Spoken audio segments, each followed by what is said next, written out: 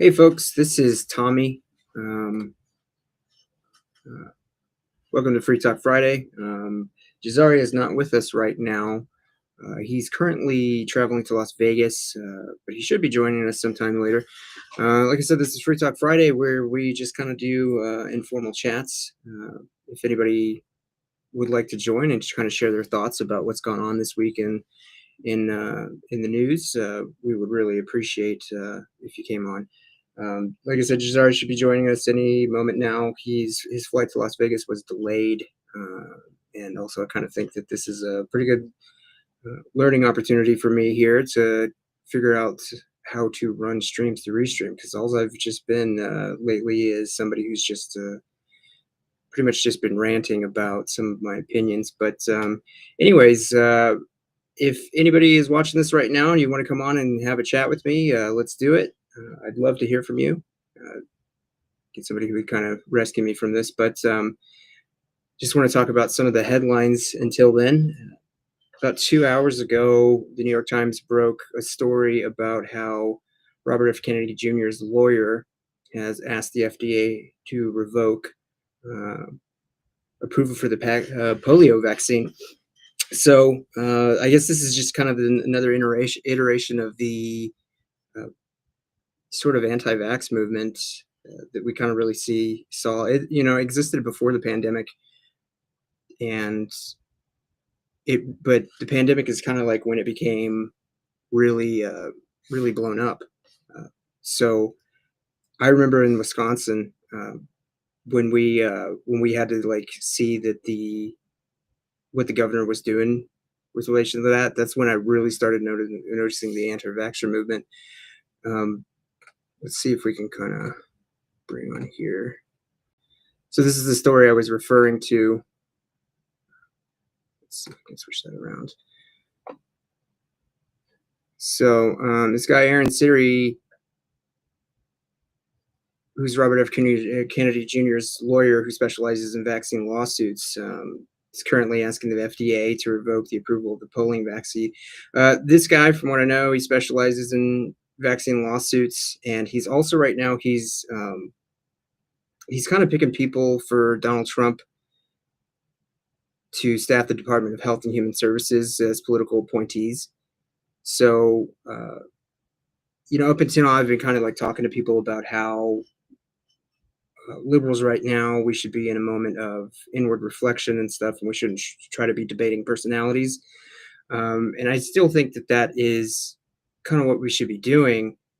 However, I mean, this is kind of alarming, you know, to see that, we might be seeing a Department of Health and Human Services ran by a strong anti-vaxxer who may even, try to remove FDA approval for some of the most important vaccines that we have. I kind of think that the polio vaccine was one of the greatest breakthroughs in modern medicine, and the inventor of it, I believe, is someone who didn't even patent it. This is something that could have made people a lot of money. However, this individual chose not to do that, and I believe the quote was, "You wouldn't patent the sun," meaning that it's for everyone, and to get the most benefit out of it, we would have it widely available without a profit incentive. So, I mean, this is kind of what we've been dealing with, these slow drip news about sort of alarming things that have been going on as far as the Trump appointees have been concerned. So I've kind of noticed that people who push back against anti-vaxxers strongly, I feel like the first and the strongest talking point, the strongest thing that they assert is you're questioning professionals. How dare you question professionals, right? And I think that that's not really effective in trying to convince people that be they should trust vaccines. Uh, I think that would be what would be more effective is just kind of instead of calling them a moron or stupid or just hand waving them off, I think it's important to listen to them and also just kind of try to, engage them sincerely, especially like when it comes to telling stories. Like liberals, progressives, people on the left, I guess, we like to talk about statistics, facts, and figures, pie charts, bar graphs, and that sort of thing. And I just feel like that sort of thing is just not really effective. When when you want to try to get across to somebody, first of all, you can't really shout them down, but you also want to probably like share like a personal story when it comes to vaccines and why you think they're safe. Um, for me, I would have to talk about my brother who was uh, he was hospitalized during the pandemic. He came down with something called Guillain-Barré syndrome. That's where um, that's where your immune system attacks your nervous system, right? And these individuals, they can't take vaccines. They need they need to rely on people, embracing vaccines and developing herd immunity. If my brother were to take a vaccine, his immune system would go haywire again, and attack his nervous system. I remember my mom was calling me. He was in the hospital in Odessa, Texas. He's kind of one of those leathernecks working on an oil field. Tough job. He's a truck driver down there, and he got notified for my mom got notified by like a foreman that he was not able to like get into his truck. He was trying to climb up in his truck, but his fingers just kept giving out and he kept falling off and stuff. But he's a stubborn guy, so he just kept doing it. So the company that he was working with, they transported him to the local hospital. And the local hospital, it looks like a very nice hospital. But my mom would tell you that's one of those hospitals that just looks nice. It's not actually nice. It's meant to leave a patient feeling like they got the best care. It's more about appearances because hospitals do get rewarded for appearances. But anyways, my brother, like, they didn't know what was wrong with him at that hospital. They didn't know it was Guillain-Barré syndrome. They didn't know what was happening to him, but they kind of just threw their hands up and they didn't really think about it. And they said, fly down here. You're going to be saying goodbye to your brother soon. And my mom is a Hispanic woman. Uh, she's very assertive and she's very brilliant. Honestly, I wish I would have gotten some of those genes, but she went there and she was just like, I want you to transfer him to UMC in Lubbock, Texas, because that was her hospital and that's where she's familiar with people. And they did so. They were reluctant, but they did so. And then as soon as he got to UMC, he had this brilliant doctor from Spain who just kind of looked him up and down for maybe a few minutes and was like, "This is Guillain-Barré syndrome." So we learned that he was now suffering from a very serious immune disorder. However, it was something that it could be treated. But I mean, I guess to get back to the point, he can't take a vaccine. So he couldn't take the COVID vaccine. He can't take an annual flu vaccine. He can't take any other vaccines. Can't update or anything like that. It's just something that developed late in life. So when it comes to like talking to people who might be vaccine hesitant, I think instead of kind of shouting them down or appealing to authority, what it might be better is to kind of just share stories and listen to their stories. Why are they hesitant? And in the end, if you're going to try to if you feel like you can't really convince them of anything, I think the smartest thing to do would be to tell them to go talk to their doctor. um, One of the unfortunate things we saw during the pandemic was, I guess, politicians just really didn't understand that people do not care about celebrities or other politicians when it comes to like taking medical advice. So when when they came out with all these commercials where they got George W. Bush to tell people like take the vaccine, it's safe. Like I don't think that they ever foresaw that that was going to be really ineffective. What should have been effective is go talk to your doctor, somebody you built trust with. My wife's a nurse, my mom's a nurse, that sort of thing. So if you have to run into somebody who's an anti-vaxxer or somebody who supports this sort of thing, getting rid of the polio vaccine, it's going to be very scary. It might stir in you like a huge defense mechanism, but that's not going to convince anybody. It's probably just going to make them double down. So if you're willing to engage or you want to engage, I would share a personal story if you can, or ask them why they're hesitant when it comes to vaccines. And in the end, like, just tell them to go talk to their doctor. I feel like that's not too hard. But yeah, just get back to it. This is Free Talk Friday. It's kind of an informal thing we do on Fridays. Jazari is not here right now. He was delayed in his travel to Las Vegas. He says he will be getting here shortly. And until then, I can just sit here and try to talk, even though this is not quite a natural thing. But yeah, I mean, if anybody wants to join, this is kind of what we want to do on Fridays. We just want to hear from people. We kind of really want to enjoy or engage with the people who are watching these shows. I had a friend, Guillermo. I thought he was going to be joining us shortly because I wanted to talk to him about it. I talked to him about some of his reactions. I haven't gotten a chance to talk. Oh, here we are. Let's see if I can send him. He's been talking to me. Let's see if I can send him an invite. Let's see here. All right. So hopefully Guillermo will be joining us soon. He's a very interesting individual. We've had some interactions when I was more active in the Nebraska Democratic Party. I believe he's the current chair of the Latino caucus there, and I'm Hispanic myself. And one of the things that we kind of learned from the exit polls during the election was it at least initially seemed like there was a huge break for Hispanics for Trump. And one of the things that people don't really understand is that or don't account for is exit polls are notoriously inaccurate, right? But people want to form their narratives pretty quickly. But I was having those reactions too. I was thinking maybe my community let us down or something like that. But at the same time, I knew the exit polls weren't accurate, as well as the revised figures after the election. But what we saw was, let's see here. Let's see if I can share this.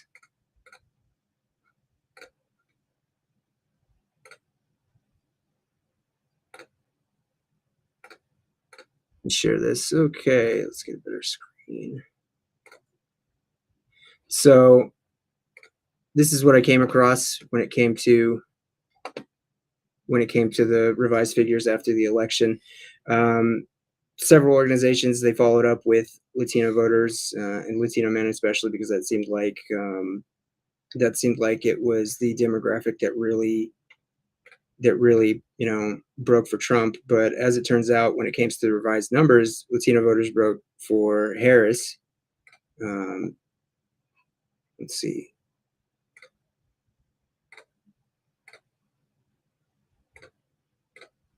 So Latino voters broke for Harris by a margin of 63 to 35, and some other voters said someone else. So one of the things that hold on, Guillermo might be joining. Oh no, Guillermo says his phone and data is too slow right now to join.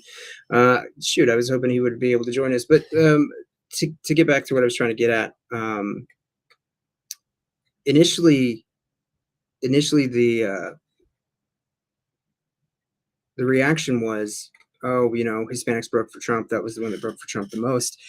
But that's exit polls, and now with these revised figures, it's kind of looking like that wasn't the case. I mean, we can go into the crosstabs and ethnic demographic breakdowns and all that stuff, but I just feel like that's not very productive to figure out how we move forward. So in the end, when Democrats going forward, when they try to decide what they might do. Oh, Guillermo says he can comment. Thank you, Guillermo. But Guillermo, I was kind of just talking right now about how initially we thought that the Hispanic voters who turned out broke heavily for Trump, but with the revised figures, we now see that while they didn't break for Harris as vigorously as they did for Biden, they still voted for Harris by a margin of 63 to 35, with everybody else voting for someone else.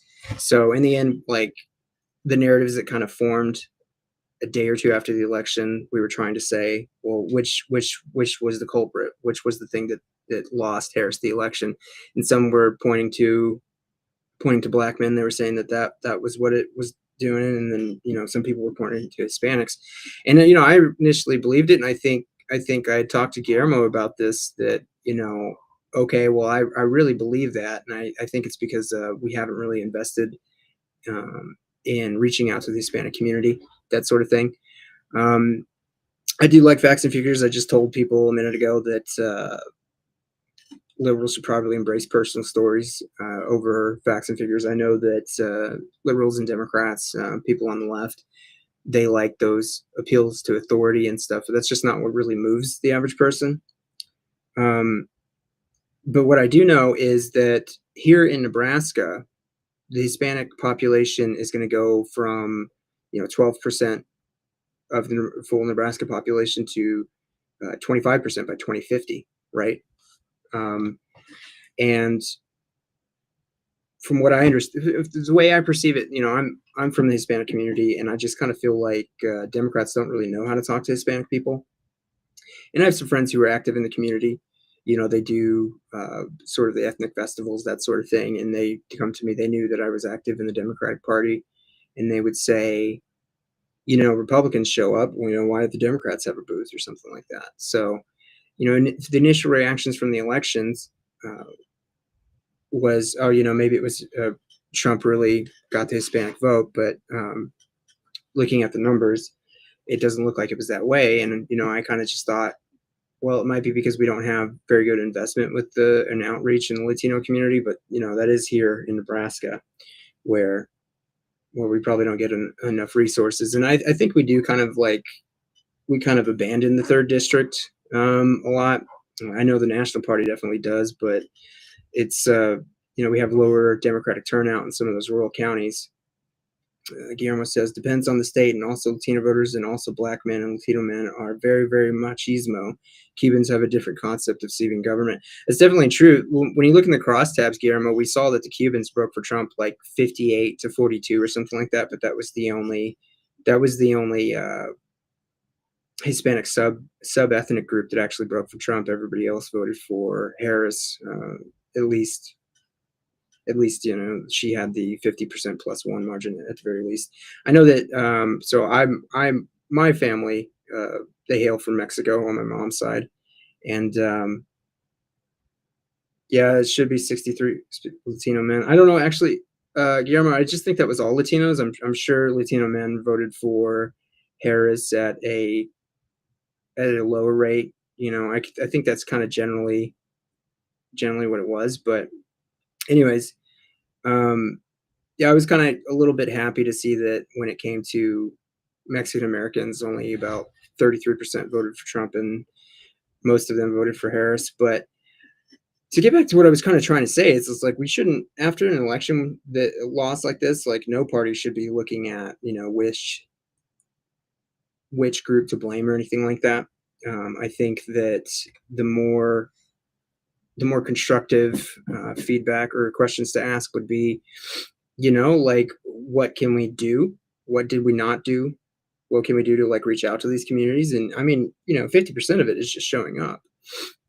When I was involved with the Nebraska Democratic Party, when I was more highly involved, I was involved with the Hispanic caucus, and I would constantly talk to the leadership about a county here in Nebraska called Colfax County.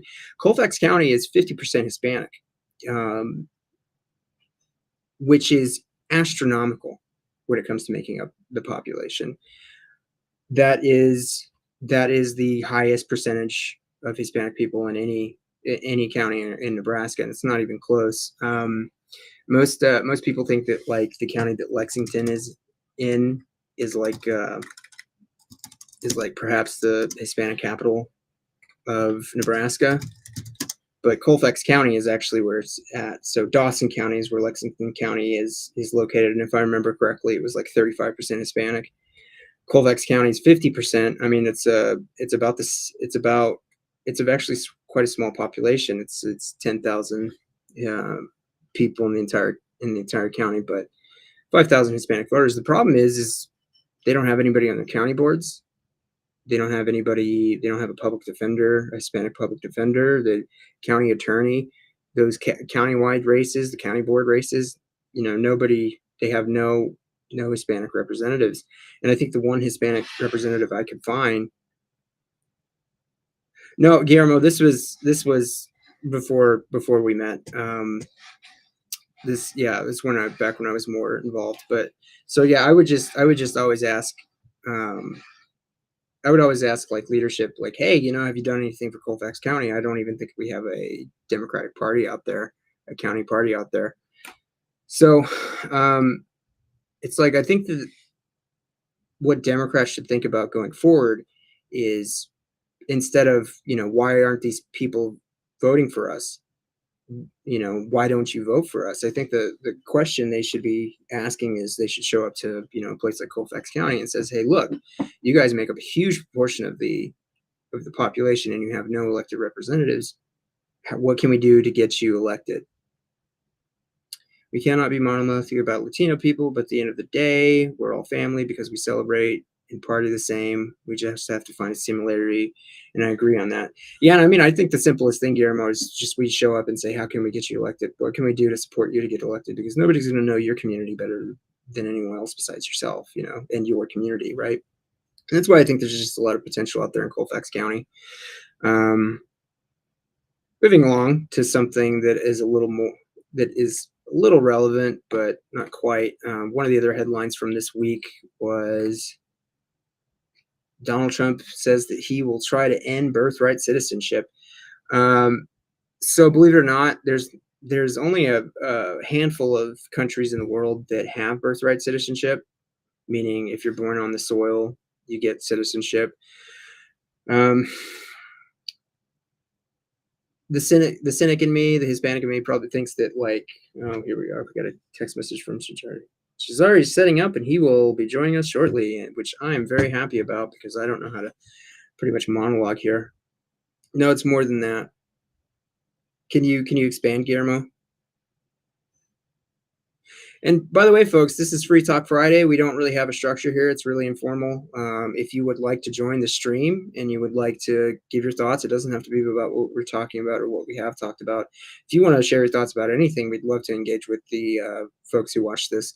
But back to the headline, Trump says he will end birthright citizenship. Says we're going to have to change.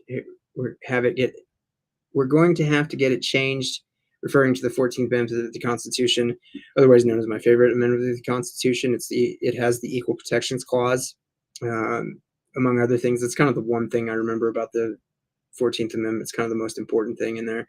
The 14th Amendment of the Constitution, among other things, pretty much guarantees that the government has to treat everyone equally. It can't give preference. And that was one of the amendments that was passed after the Civil War, trying to protect the interests of, Black folks, but not only them. They were the people who proposed the 14th Amendment, the framers that did. They were thinking, yes, this is primarily started by the Civil War and trying to end slavery here in the United States, but they were also thinking like this, we should also guarantee the equality of everybody in the nation. So the 14th Amendment, that's why it was passed, was to try to make sure that the government would not be able to treat anybody differently. But part of it, I don't think it actually specifically says that if you're born on U.S. soil, I don't know, let's look up. Let's make sure.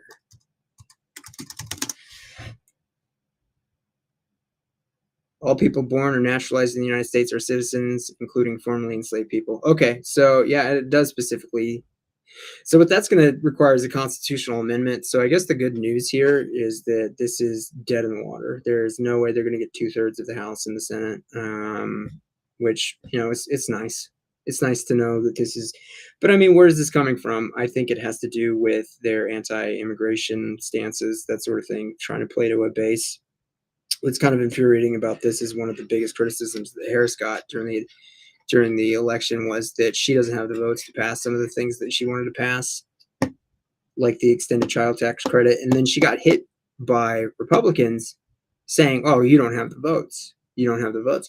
But here, we see Donald Trump says he's going to end birthright citizenship, and he needs 2/3 votes in the House and the Senate. And he's definitely not going to get that. He's not even going to get 60 votes in the Senate for sure. This system was not made by and for us, and we were never treated equally. Yeah, I mean, we've always fallen short from that, right? From the equality, equal protections clause. I don't think we've ever gotten there. I mean, Dobbs is clearly one of the ones that I almost want to come talk, but do I? Yeah, Mercedes, come on. This is Free Talk Friday. If we don't have any people join on, it's going to kind of defeat the purpose of it. Now, if you just joined us, like Jazari will be joining us in a minute, but I have been here for 26 minutes rambling into the camera. If you do want to join, he says something's supposed to. Well, 1 second. Okay. So I have copied a link.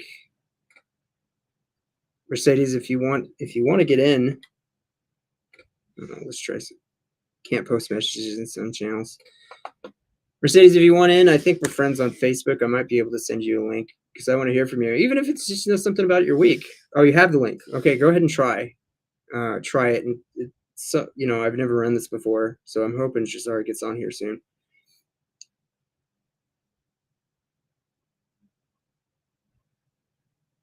So to get back to what you were saying, Guillermo, yeah, I don't think we've ever fully lived up to the Equal Protections Clause and the spirit of it. And I mean, one of the most notable instances of history is Japanese internment camps. Unfortunately, that was a kind of a wild time in our history. Even the I think it was Korematsu versus the United States. Korematsu was the plaintiff saying that Japanese internment camps violated the Equal Protections Clause, and the Supreme Court said it was fine because as a matter of national security that the government could do these things. It's probably one of the worst Supreme Court cases. It's up there with Plessy v. Ferguson. I mean, I guess the worst Supreme Court case would probably be the Dred Scott case. But yeah, we haven't really lived up to the Equal Protections Clause of the United States. The Dobbs decision was definitely a failure there because it's like you're making a law that disproportionately affects a group of people with respect to their sex. And, I know people will come in and say well, men can't have an abortion, so they can't. So how is it that this is discrimination? It's like, well, make a list of reproductive health that applies to men, make a list of reproductive health that applies to women, and see how many of those are being attacked on the men's side, right? Or the male side. So that's kind of the point. The government shouldn't be attacking one person's reproductive rights or bodily autonomy while leaving another person. The government has to treat you equally. But the good news is there's no way that they have the votes to end birthright citizenship. I think this is just throwing meat to the base, especially the people who are anti-immigrant and think that, some along the lines of, this is going to get rid of those illegals or whatever. But it's one of those things. We got to take it as we go. I honestly, think that be prepared for the argument if you have to come across it in a way. Mercedes, have you tried joining? Because remember, I am kind of doing this myself. Since texting, I'm trying, but I don't know if you've hit the link. Perhaps I'm not.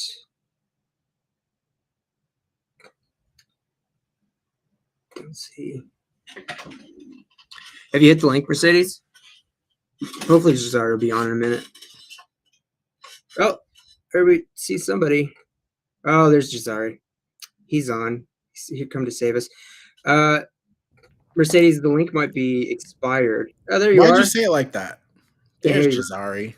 Stop sharing. I said, why'd you say it like that? Still muted, man. Mercedes, I'll try to send you the invite link. Are we friends on Facebook, Mercedes? Are you sure you can't hear me? Any second now, Jazari.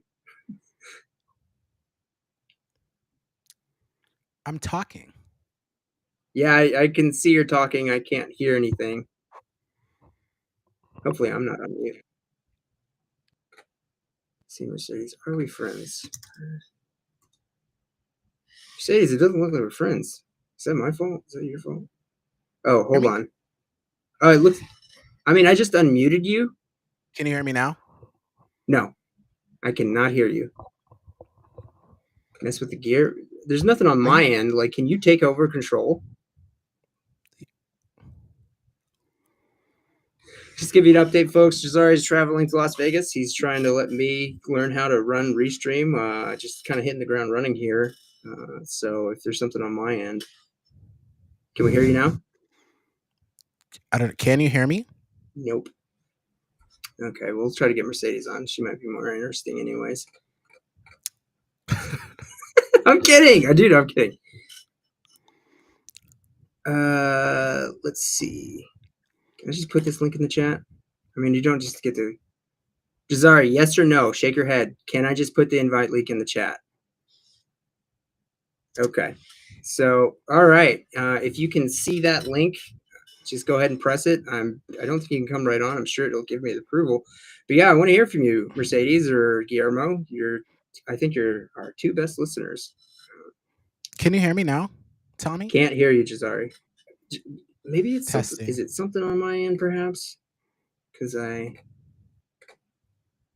Testing. Can you hear me Nope. now? Seriously? Maybe. Oh, you know what, Jazari? Wait, stop talking. Hold on, man. Oh, this is kind of embarrassing. It's not you, man. It's me. It's me. My headphones. Oh boy. You see what happens when you let an amateur run the Restream? Right? Can you hear me now? I think you can start talking, by the way.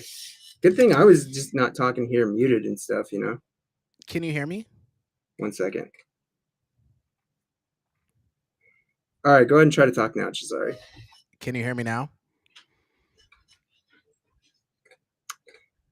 Hold on. It's still me, bro. Hold on. Wow. Look at that. Now, okay. Now I can hear you. Okay. Look at that. All right. Do you have control, man? Because, like, I don't know if we can. You have the exact same access I do. Okay, well, like, where's it supposed to say that if somebody's on? It would pop Like, up. trying to get in. Just like I did. Well, I didn't like see how it you pop said, up. But how you said, oh, someone's here. That's and then I would the turn the same. camera on, right? Mhm. Okay. Well, yeah, folks, this is Free Chat Friday. Nope, not happening. So the Mercedes, the stream, the link I put in the chat. Do you see that one? I just put it in like 2 minutes ago. I don't have her as friends on Facebook. It should be the exact same one in the. She said she tried it. Mercedes, you spell your name in the interesting way. I messaged her. Okay, we'll try to get her on. I want to hear about your week, even if it's not politics related. But hey, Jazari, I don't know if you saw this here. I want to share something with you. You've been doing a great job, Tommy. Let me show you my view. Oh yeah, let's see your view. It's a little too bright. Hold on. Yeah, hold on. Ah. It's a my end thing. Okay, Mercedes, we'll try to join us whenever you can. We're hoping we can get anybody who wants to join and kind of talk about us. Oh, there he is. What a beautiful. Ooh, I see the smog. Way to go. Maybe. Do you see the sphere? Is that the sphere? Is the Vegas sphere? The thing is so dumb. Wait, you really think so? Yeah, I mean, all right. Like, okay. I don't know what it does, man. I don't know what it's good for. It's like I remember reading that Harris spent a lot of money on it, like hundreds of thousands a day. But hey, I wanted to see if you saw this headline that Robert F. Kennedy's anti-vax lawyer is asking the FDA to pull approval for the polio vaccine. Did you see that? I briefly saw that because you put it in our group chat. I didn't get a chance to read it because I have not updated my phone and Okay, let me stop sharing here. I have not updated my phone, Okay, and the New York Mercedes is Times. with us. I made it. We'll see how long I last, though. Tech out here in the cornfields is weird. Okay, Wait, are you actually in a cornfield, or is that just an expression? it's just an expression. Okay, I should have known that. I live out here in the middle of the Yeah. state, so it doesn't Carney? take much. Yeah, it doesn't take much to get to the cornfields. Yeah. Are you friends with Nathan Leach? I do know Nathan. Nathan and I are. Yeah. Yeah, we're. I'm not. He's a gonna say great we're guy. friends, like bestest friends in the whole world. But Yeah. we definitely talk to each other and consult each other and just our local Yeah, man. kids Y'all should hang out sometime. He needs a friend because we Go ahead. try, but we both have ADHD, so sometimes it's just like it just doesn't happen. We both kind of like staying home. We'll see if this works. oh, I know. Was There you are. Is that okay? Nice flannel. Thanks. That's if it wasn't for flannel and khaki colored jeans, I wouldn't have any kind of Yeah. fashion. So Yeah, that's it yeah, for me. no, I have. Excuse me, I'm getting my coffee. More flannel in your face. Yeah. Nathan and I have had lunch over the last couple of years, but I don't know. We don't like going outside much. Neurodivergent people often don't. We like. That's why I love this show, Jazari. I like sitting in my basement. Yeah, what's the weather like out in the desert right now? Is it nice and warm? Sorry, I'm eating something because I'm starving. It's like late summer, early fall weather. Is that what it feels like? And I mean, it's going to get chillier once it goes down because I mean, it's supposed to, if I remember right, it said like a low of like in the 30s tonight. Yeah. Can you hear that 3D printer noise? I'm sorry. I didn't even think of that. I cannot hear noise. I got my 3D good. printer out. So. What are you printing? An ice scraper. An ice scraper. That's good. That's pretty cool. Yes. No ghost That's guns, awesome. right? No. No ghost guns, right? I like Suspicious. I like having my 3D printer. I have never downloaded or printed any parts like that. Yeah. I just have a little baby one anyway. It's just a I've never tried printing a ghost gun. I don't even have a 3D printer. But from what I read, it's like it only prints the receiver, like the lower end of the gun. I And haven't even read into it. I think it's Yeah, safe you know. just not to know. As a you libertarian, get bored. I think there are some things we just should not know voluntarily. Maybe not. But yeah, I mean, so reportedly the adjuster, the healthcare assassin, apparently he used a ghost gun. And that's why it was jamming, I guess. Did we talk? Because yeah, we were talking about how it just seemed like it kept on jamming. So one of my friends don't was think like, it yeah, was he probably had the jamming. wrong spring for it. It was jamming. No, it was jamming. It was jamming. When he was pulling on it sideways and hitting the Yeah. end, it was jammed. There's no I don't think there's any kind of gun where you have to cock it every time. That's what he was trying to do. That model, no, it was a semi-automatic handgun. Yeah. 9mm. It was it a Glock? No, I mean, I don't think it was. I mean, it's not, half of it was printed. I don't know what the upper chamber would have been. I've had a few handgun models that really like to jam. I had a little baby 22 AR once that was given to me because the barrel was jammed, and the person who had it didn't want to take it to the gunsmith, so he's just like, "Here, take this gun."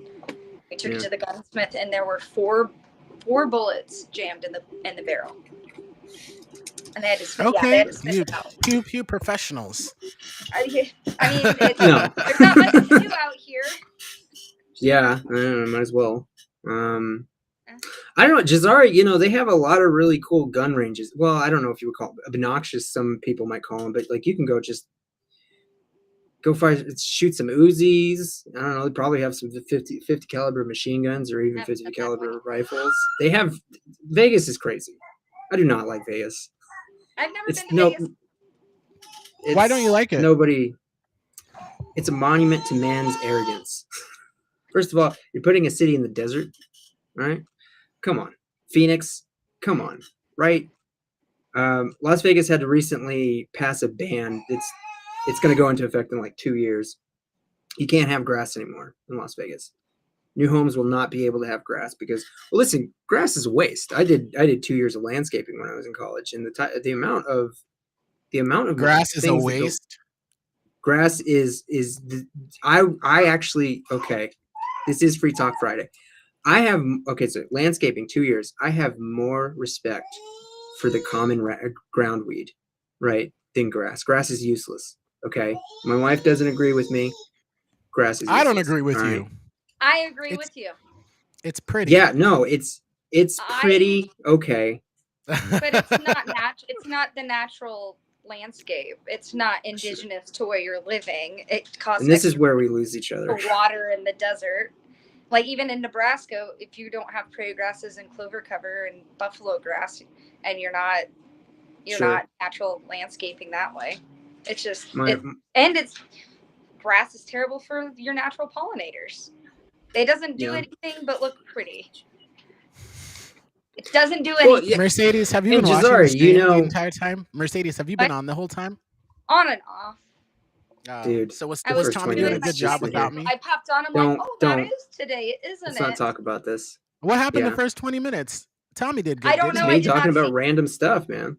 I was not I here. mean, I for talked about the RFK vaccine stuff, polio vaccine.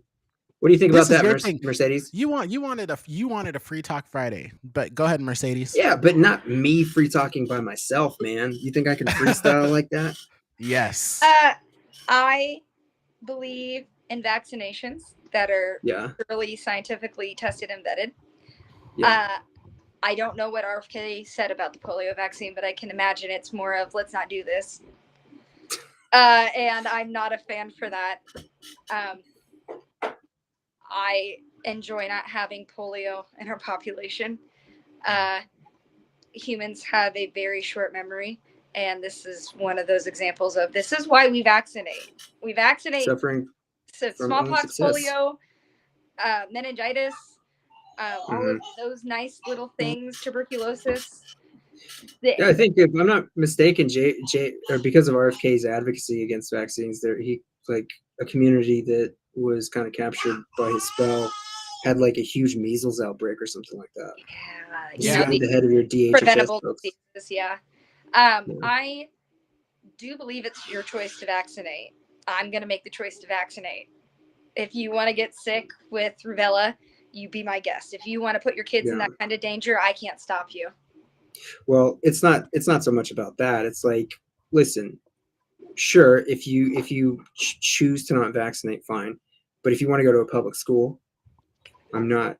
I mean, come you gotta on, have that you're going out, baseline at least, like you're because going out into the public. I've you never know. been. I've never had a COVID vaccine. My daughter's never had a COVID vaccine, but I was nursing all through the pandemic. Mhm. So we need to just recognize that mandates like for public health and safety, you can Mhm. suggest people vaccinate and protect yourselves and rely on the herd. But if we don't have enough people doing it, then there is no herd immunity. Yeah. Yeah. We didn't have any immunity at all to COVID, and I do believe we over vaccinated way too fast. Yeah, there Because were it some worked. blunders. We didn't even follow our own safety protocols. Like Yeah, no, I understand. But I It- mean, it- we can like make exceptions when it comes That- to protocol. and But that's what let's RFK is doing is he's backing off of recent events to try to repeal everything to cause mass population decline in certain areas of the world. Well, Well, I it's mean, not- a thing too. It's like if I can understand, like if he was coming out against a COVID vaccine, like a vaccine that was like formed extremely quickly, not a whole lot of research. But I mean, like if we have a vaccine that's been out there that we have decades of, like analysis and trials and things like Mm. that show it's effective and safe. It's like, why would you want to like get rid of that? Just to cause chaos at this point. That's the only answer I have. Also the thing too of like getting fluoride out of water. Look, I was at the dentist the other day and the girl was telling me that they were saying that fluoride does not do anything positive for our like water or teeth or things like that. Your dentist said that. Not my dentist, not the actual doctor, but The like dental hygienist. yes. I can't even believe that. That's crazy. But Maybe I heard her wrong. You guys have Hey, I'm saying construction in our medical fields, right? no. I understand. Hey, if a municipality wants to take the fluoride out of their water, you go right ahead. But I don't want the government banning it outright. Like, I mean, I think it is a fair conversation to have. Like, people are just like, I feel like liberals are like just primed to just completely dismiss the topic. But it's just like, hey, did you know most countries in Europe don't have fluoride in their water? There's like 2. Terrible teeth. And it was like, well, why is that? And why is it different? Well, it's because they also have universal health care. They're used to going to the dentist, that sort of thing. Maybe they don't need fluoride in their water. I feel like that's the one thing you might miss here. Overall, more healthy than us. Like, it wasn't until I went out of the US for the first time that I realized how like unhealthy we are. Just like collectively with the stuff in our being food and unhealthy. things like that. Being unhealthy is a great American right. But just to go back to the hey, you know, the COVID vaccines were developed pretty quickly. Yes and no. Like, we've been doing mRNA research for like a long time by then. Oh, like yeah, the research okay, started in yeah. the 80s. They've been discovering coronaviruses. I mean, they've been researching coronaviruses for a long time. Yeah. And that's one of the conspiracy theories is Bill Gates was talking about coronaviruses being a good like candidate for a pandemic. Like in 2015, he was saying this. And then people were like, look, see, Bill Gates. It's like, no, coronaviruses are actually really good at spreading and killing older people and people who have health conditions. Yep. So, I mean, I could go on about things I dislike about Bill Gates, but I don't think he wants to start a global pandemic. Yeah. But yeah, I mean, there were some blunders. You know, they called it Operation Warp Speed. Not very good marketing. You know, doesn't really breed a lot of faith and safety. I get you there. They spend a lot of money doing commercials to get politicians and celebrities to tell you to take the vaccine. That's pretty arrogant. Nobody cares what George Bush thinks about vaccines or other medical things. Well, they should have just said, talk to your doctor. Look at the pharmaceutical companies. They know. What does every pharmaceutical commercial end with? Talk to your doctor. But part of that, what I witnessed as a candidate during the pandemic was the doctors didn't even know because of all the misinformation, disinformation, scrambled information. Like, they started to just, like, at the beginning of the pandemic, the first time I had COVID, I was treated by a doctor who treated based off symptoms, and they were just doing their jobs. And then after COVID became politicized, they stuck to, this is COVID, this is how we're going to treat it. And then we saw that wasn't working because they didn't actually know what was going on. And it was very top-down authoritarian. And it made me extremely disappointed because we have our own UNMC hospital in the state. And Dr. Khan came to Kearney to talk to a group of us about pandemic safety, what it was looking like, the breakdown in information being shared within the medical community. It was nobody knew what was going on. I was just talking about with relation to vaccines. Like, if people were hesitant about it, okay, go talk to your doctor. If your doctor for some reason tells you, you know what, these vaccines are cooked and don't take them, so be it. But like, you know, my wife, she got the vaccine March 2020 is when all the lockdowns were happening. Like, the NBA canceled its league. That's when it became real to me. March, yeah. I want to say it was March 2020 because I was driving down to Tulsa and then I was thinking like 2020. March 2020? Oh, yeah. Well, no, I have a quote I like to remember every year, and it's March 22nd, 2020. Stay the fuck home. Yeah, that was around when it was in March. March, April is when it got like super serious. Really bad. Well, and I was trying to get people to stay home ahead of it so that it would, like, you know, how transmission spreads, the more we move around, the worse it's going to get. And at the very beginning, I have family members that at the beginning were like, oh, it's not that bad. And then went full 180. Nope. Nope. I'm like, well, if you would have done this 3 weeks ago, January, when we first started hearing rumors, because it got here in November, December, like we were tracking it. A lot of it too that came out was that the administration, obviously the Trump administration knew this was going on, because they get And they know they minimize information the way information before. to cause chaos. Yeah, and because of Ebola, didn't the Obama administration put together some kind of response package in case this happened again, that we would be Mm. much more ready? Scary. And when they got in, they were just And you like, got "Yeah, we'll rid of just it. get rid of They this." got rid of it. Well, and And that then was developed during H1N1 too. It started during H1N1, and then okay, and then Ebola happened during that, and it was morphed into it for fast response, and then Zika. yeah. So they were building up to this. They were We- continuously evolving the response plan. and then Trump then gutted it. Yeah. Yeah, and I remember Harris during the vice presidential debate when she was going up against Mike Pence. She was like, "Yeah, they told you to stay calm, and they didn't want people to panic. How calm were you when you were running around trying to get toilet paper?" I remember that quote from the debate. I've laughed out loud. But the thing too about us as a country, it's like, we elect a leader for things like this. Like things like a global pandemic is when you expect your leaders to step up, and people are like, okay, we're going to follow what the leader says, because the leader should have the country's best interests at heart. But we have this give me liberty or give me death type mentality where people are just like, I'm not going to stay Hell home. yeah. I'm not going to wear a mask. I'm gonna You're lick not going some to tell me. doorknobs. Yeah, I'm gonna do what I Yeah. want to do. I'm gonna get on this flight. I'm gonna sneeze and cough on people in a Super Saver in South Lincoln. Dude, Don't tell me what to do, and that definitely made things worse.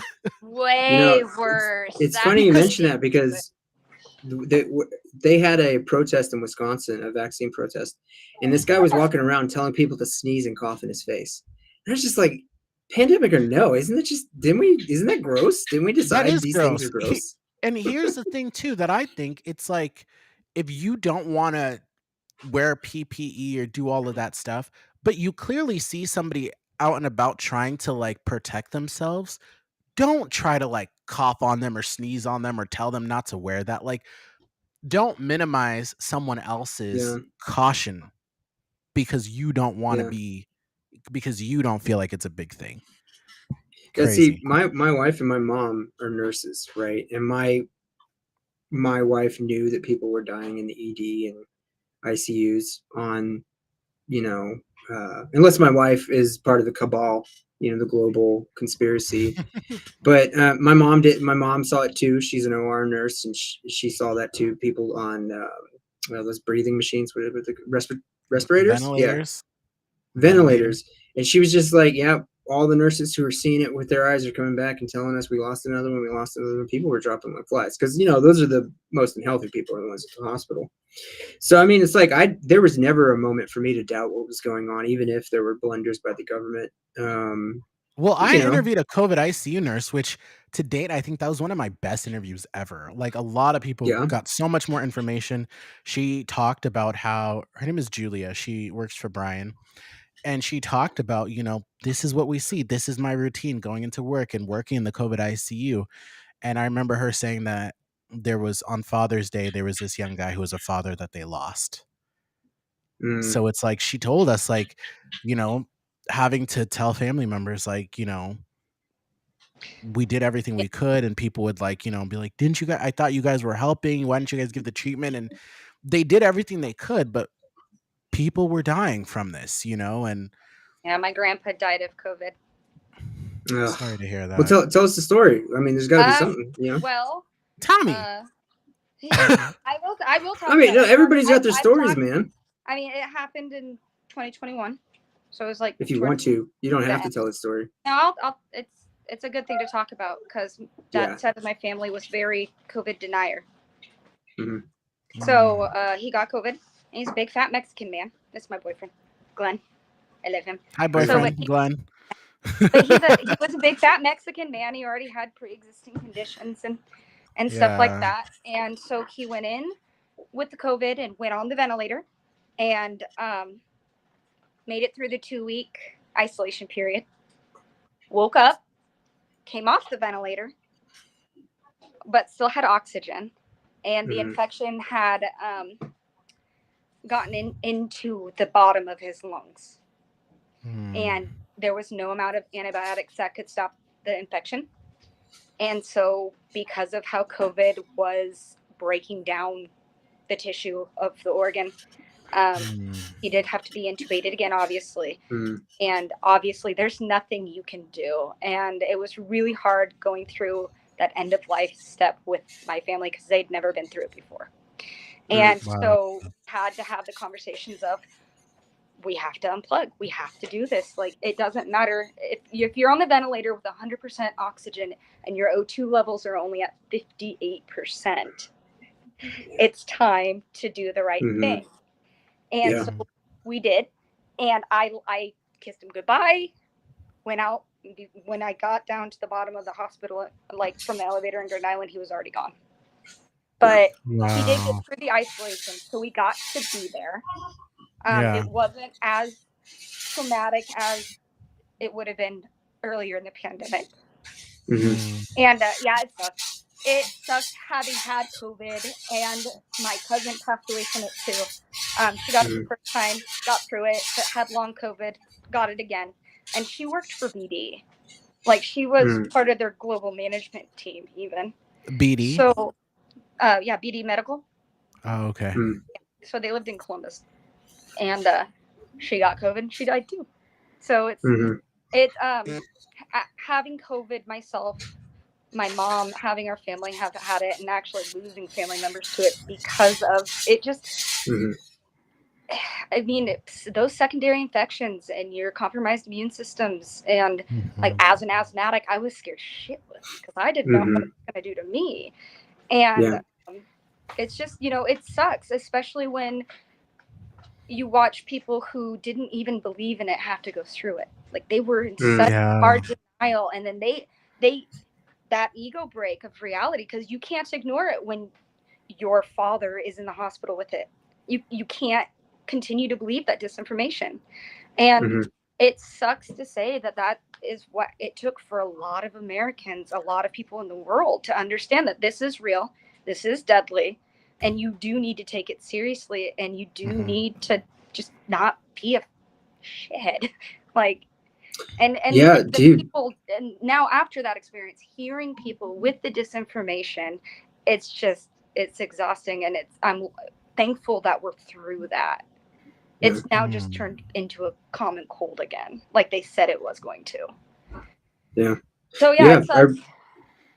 I really appreciate the story. Yeah, no, really. And it's really important. I mean, these are kind of hard conversations to have, but in a time like this, there we go. It's the 3D printed. Yeah. So look at that. At least, but did you die? Yeah. So, yeah, COVID sucks. Wear a mask. Oh, here we are. Finally, Guillermo. Sorry, guys. Low-income person. I may be a lord, but I'm a low-income lord, and I have lowered my prices on everything so people can survive too. So I'm kind of Guillermo, it is so good to hear your voice, because I have seen your name on social media for like years. So it's so good to meet you. Thank you so much for coming on. Well, you ran for political stuff. Yeah, that's how I got to know you. So I liked your ads, and I think you're very successful at what you do. I think people should invest in what you do. I liked your video, so I was like, why haven't the party invested in you? I don't know, but that's just my opinion. Sure. Thank you. Yeah, for anybody who doesn't know, Guillermo is the chair of the Latinx caucus in NDP, and he's a very strong advocate for Hispanic folks. So, really appreciate the work you're doing right there. I'm not involved with the party right now, but it's good to know that there are good people out there trying to keep it going. Yeah, Guillermo, we did that all ourselves. It was basically free. That video. Do you know the video I'm talking about? Yep, I remember it with the skateboard and stuff. Yep. Yeah, I asked my friend, I was like, hey, can you help me shoot this? Because they need a video by tomorrow morning. So we went out, shot it, and I worked on it until 4 a.m.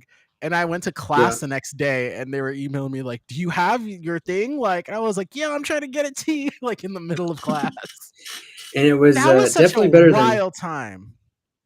That was when I first noticed you too, and it was definitely better than BComs, the one they did for Patty. And I was just like, who did he get to do that? And then, I figured out it was you, and I was like, that is amazing. Well, crazy times. gonna have to jump off here. Okay, Oh, thanks for really? joining us. I'll keep watching and commenting, but I gotta go Yeah. move around and do stuff. I'm sorry. Okay. Well, right, no hey, worries. next week. You're, and if Free you're Talk still Friday. here when I'm done, maybe I'll just come back. I don't know. Yeah. Okay. Okay. You know, I'm just talking with Nancy. Oh, before I leave though, Nancy Pelosi took a fall and broke her hip. Isn't that happening a lot these days? It just happened Does while she Mitch was on her McConnell- tour abroad. When she was on her Oh, what? okay. Yesterday, she fell and broke her hip. Oh, Nancy. Okay. So, Well, just on that bad note, news before I go. sorry, Nancy. Sorry, Nancy. Get Okay, bye, well bye. soon. Bye, Yeah. boys. Bye. It's being reported that Nancy Pelosi is trying to block Nancy Pelosi is trying to block a. Sorry, Guillermo. I think we're getting feedback. Oh, there he goes. Well, so it's being reported that Nancy Pelosi is trying to block AOC's bid to become the ranking member of the Oversight Committee. So the vice chair, second to the Republican chair. So I that she would believe be it. the vice chair of that committee. Of that committee, of the Oversight Committee. And it's a very powerful committee spot, because if she were That to, committee has if so they were much to take mess the that House, comes out of it.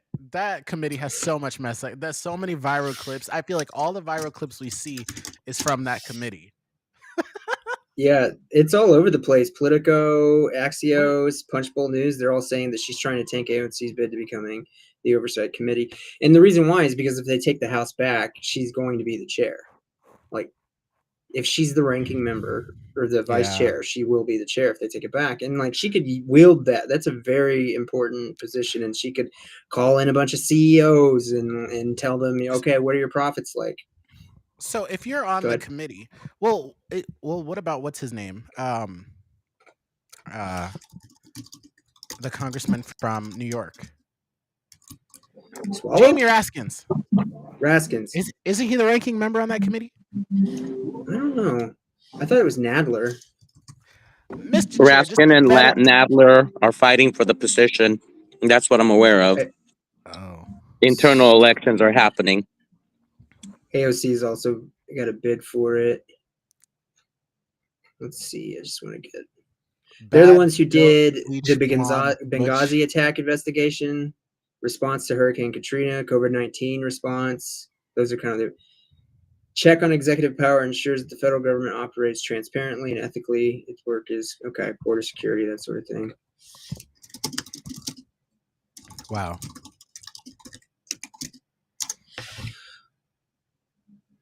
I was hoping that I could have a view better, that you guys could see what I'm seeing. That's where that video of that bad built bleach blonde or bleach blonde bad built butch body. Yo, that was so funny.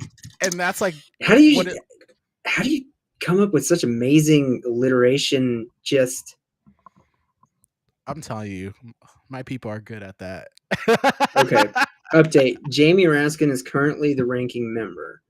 Yeah. He's stepping down, and Okay. AOC is running for it, but so is somebody named Jerry Conley. So those are the two, and Pelosi's trying to upset her bid. Why?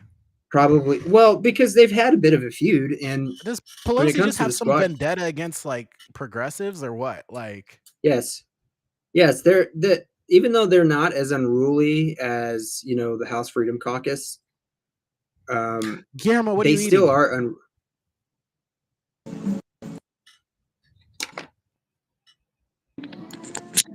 Hey guys, sorry. What are you It's eating? all right.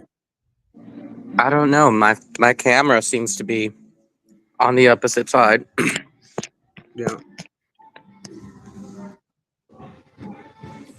There. I don't know. It's the system. It likes to do that. Can you guys hear me? Yeah. You're at McDonald's? Yeah. Yep, I am. What I are you got eating hungry. there? Fries. They Well, I saw a actually came in sandwich. What kind of sandwich? stuff that I didn't know I ordered because I didn't order none of that. I thought it had cheese, and they out with a McRib and all this shit that I didn't want. And I'm like, I'm eating fries. Why'd you go to McDonald's? You couldn't go to Burger King? One, I was hungry. Two, free Wi-Fi. Okay. And I thought I was gonna get something with cheese, but Mm. Well, So you got a McRib? I forgot the McRib is back. Oh, I don't actually, want the this is McRib. You can all have it. Nasty. this is relevant. This is relevant. After the healthcare CEO was assassinated, this is making the rounds on TikTok. The McDonald's CEO came out as himself, not a rep or anything like that, but was like, the McRib is back. He was like on CNN or something like that. And then everybody was joking about how, like, you see what they did? He's so scared he came out to announce himself that the McRib was back. But Why don't they let's go just back to keep the that? question of Nancy Pelosi. What was the question, man? Because I missed it. I couldn't hear you. So she's trying to tank AOC's bid for ranking oversight member, probably because they have a feud. There's, even though they're not as like unruly as the House Freedom Caucus, like they still are unruly relative to like Democratic leadership in the House, and they've had some their clashes in the back, but Nancy Pelosi's been very good at keeping AOC in line. But for instance, like the one notable exchange is AOC wanted to vote no on Iron Dome, Israel, for protecting them against missiles from Gaza. And AOC wanted to vote no, and Nancy Pelosi made sure she voted not present, because Nancy Pelosi went to her and said, "You're a Democrat. You're a Democrat in a district that has a lot of Jewish voters, and I will make sure that you are contested if you vote yes on this vote." So she had tears in her eyes when she voted present on that bill. So Nancy Pelosi's she got an iron fist, man. She never had a problem when she had small majorities like this, but I mean, she's quite But ruthless. see, that just goes into the whole thing of like, are you really representing your I mean, I guess using that against her, like, your district has a lot of Jewish people, but it's kind of just like, I don't know. She caved, I guess. What, AOC on Iron Dome? Yeah, I mean, like, if that's something you really believe in, is something you really believe in, like, do you believe in that to where you are, putting your putting what you have on the line? Well, I mean, I politicians are people too. Incentives move all people. It's very rare that somebody acts in a really selfish manner. And she's got a tougher district than like Ilhan Omar, right? Ilhan Omar has a lot more rope on Gaza, on Israel, that sort of thing, because she comes from a Muslim majority district. Do you want to know something crazy? So I went to that town hall the other day, and somebody said something of like, term limits are a good thing, but also they're a double-edged sword, specifically for the legislature. Senator Duncan was talking about how he was speaking to an outgoing senator who was term limited, who told him that he did not feel like he became an effective senator until year 6. Yeah. And that's why I think instead of 3. Yeah. So people are just like, 3 terms would be good, 12 years. So instead of having like, a body of senators who are, subject matter experts on like the rules and know how to like effectively like do their position, they said you have a legislature that's kind of just like, the lobbyists are the experts. Yeah. Well, instead some of the lobbyists are becoming elected. We saw that in the last cycle. Yeah. But then it's like, when it comes to institutional knowledge argument, I mean, like, listen, government is designed to take normal people off the streets and let them be legislatures. So that's not really something I buy into that much. But I mean, it's getting used to your position is what I buy into. It's like getting used to being a legislature, figuring the things out so you can be a little more independent from any of your assistants or anything like that, or anybody who might have been there longer than you.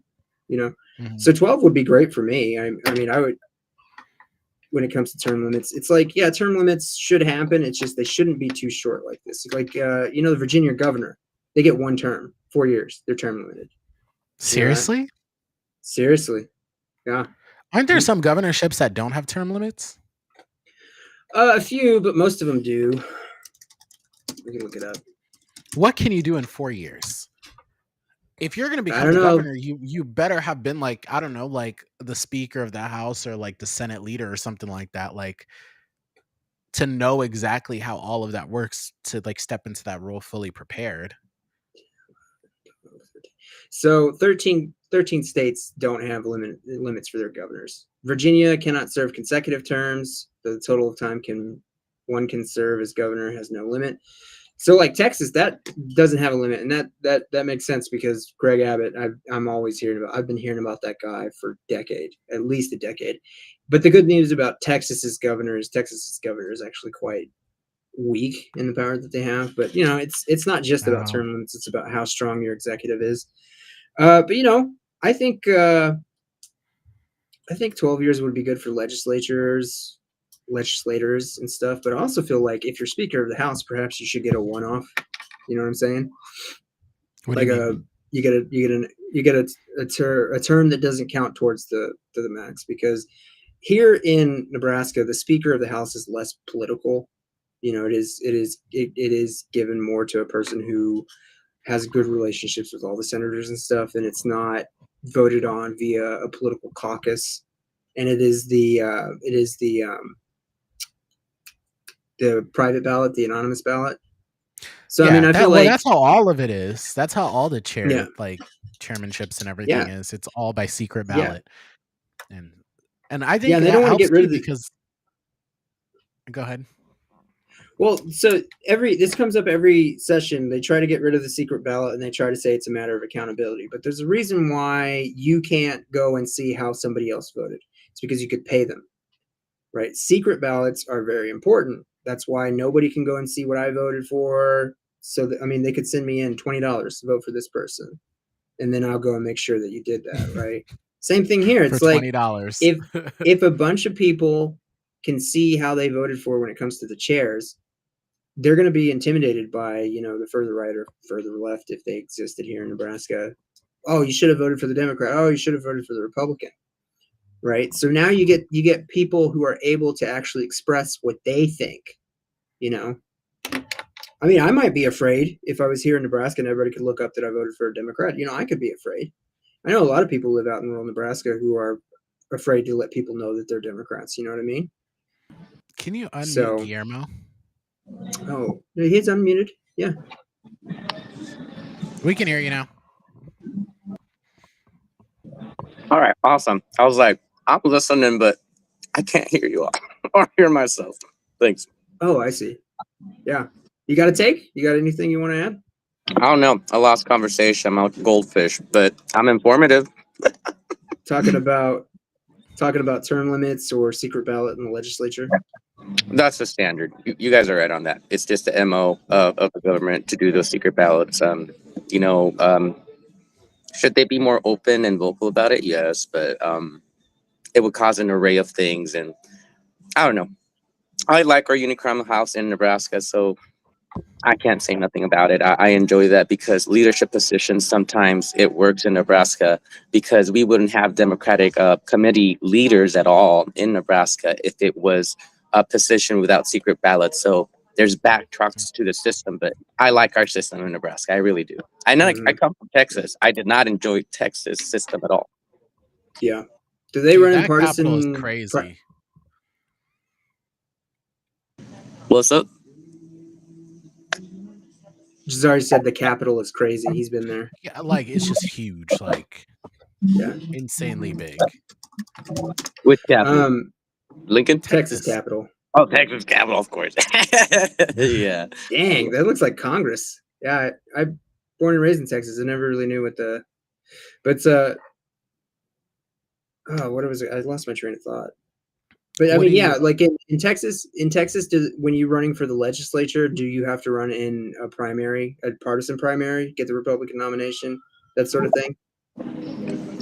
Wow. I think we're the only one that's because we have a nonpartisan. No, they have some Well, like I said, nonpartisan can mean different things. Right, but that wouldn't make any sense then, because it's just No, it could still be a nonpartisan legislature with partisan primaries. You want me to explain?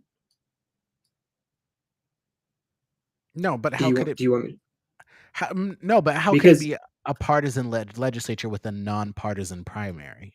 If it doesn't have majority whips, minority whips, caucuses, conferences, that sort of thing, if it doesn't have a political majority leader, like Republican majority leader, minority leader, then it's nonpartisan. That's what makes it. That's what makes that the nonpartisan legislature. What makes a nonpartisan primary nonpartisan. Guillermo, I don't think you're muted. Can you guys hear me? Yeah. I hate this thing.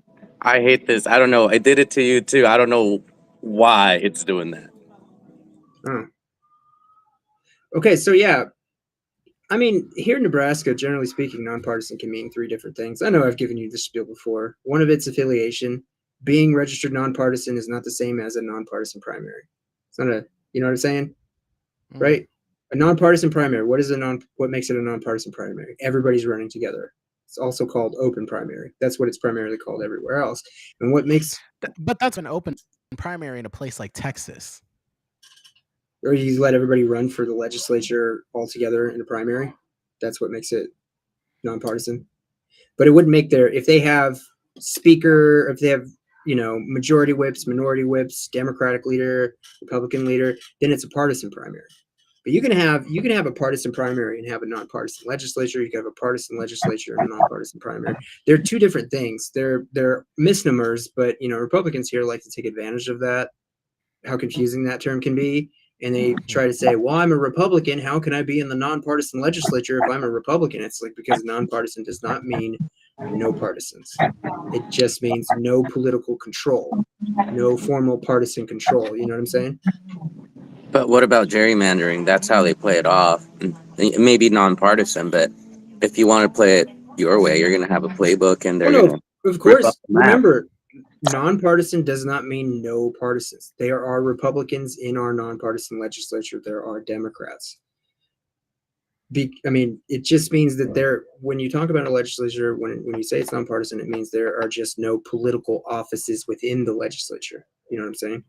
But yeah, when gerrymandering, of course, the Republicans are going to gerrymander, and you can gerrymander with a partisan or nonpartisan legislature. Like I said, it's a very confusing word because it can mean three different things, at least three different things. Yeah. Well, we need to. Well, that Republicans try to use that confusing terminology and how it's a misnomer in different situations to try to get us back to partisan primaries, actual partisan primaries, right? That's what they want. That's the long run. Is they want to be able to run in the Republican primary or a Democratic primary for the legislature. That's why they're trying to confuse the terminology. But it would be better when it comes to affiliation. It would be better to call them independents. When it comes to a primary, it would be better to call it an open primary. And if you want to keep on calling the legislature nonpartisan, fine. But a better term would be politically neutral or apolitical, because you have no partisan controls within the legislature. So that's my spiel. We shouldn't be calling ourselves not registered nonpartisans. We should be calling ourselves independent. We shouldn't be called primaries nonpartisan primaries. We should be calling them open primaries, because that's the difference, right? No, it's not. Right? I feel like those are just synonyms. Those are just different ways of saying it. Oh, I'm an independent. Or, oh, I'm nonpartisan. Because if you're a nonpartisan, you are independent. That's not what I'm saying. I'm saying in that instance, when you're talking about political affiliation, yes, nonpartisan and independent mean the same thing. But when you go to a primary, nonpartisan and independent do not mean the same thing. You're not affiliated. There's no independent affiliation. There's no, you know what I'm saying? It's an open primary. That's the better terminology for it. Okay, well, think about it. Would an open primary have anything to do with a legislature being nonpartisan? Would an open primary have anything to do with the legislature being nonpartisan? It's just the wording, you're praising it. And that's what confuses people. The average person would not ever be able to decipher that sentence at all. And that's why we needed, And that's why we need to change the terminology. We should stop calling it nonpartisan in terms of affiliation. We should call it independent. We shouldn't be calling it nonpartisan for a primary. We should be calling it open primary. And then you can call it a nonpartisan legislature if you want. But you got to remember, the reason why it's a nonpartisan legislature is because there are no formal partisan controls within the legislature. I know it's very boring, but it's important to know it because they're trying to pull a fast one on you and take us to partisan primaries. That's what they want the most. I'll even do you one more. This will do your head in. You could put the R, the D, or the I in that primary as long as they're all running together. Still nonpartisan primary. because it's not for one specific party. Yeah, because it's not, because they're all running together. It's an open primary.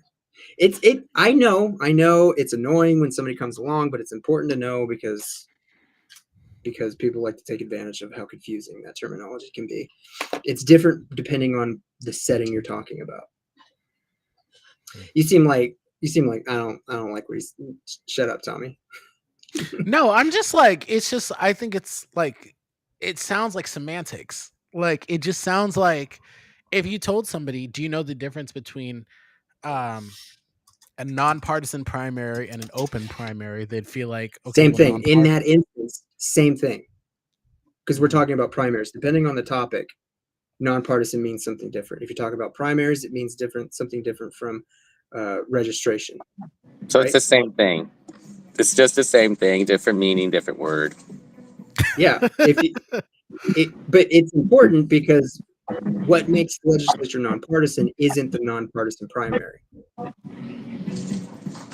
Yeah, what makes it nonpartisan is the fact that there's no minority whips, majority whips, like those There you different go. caucuses.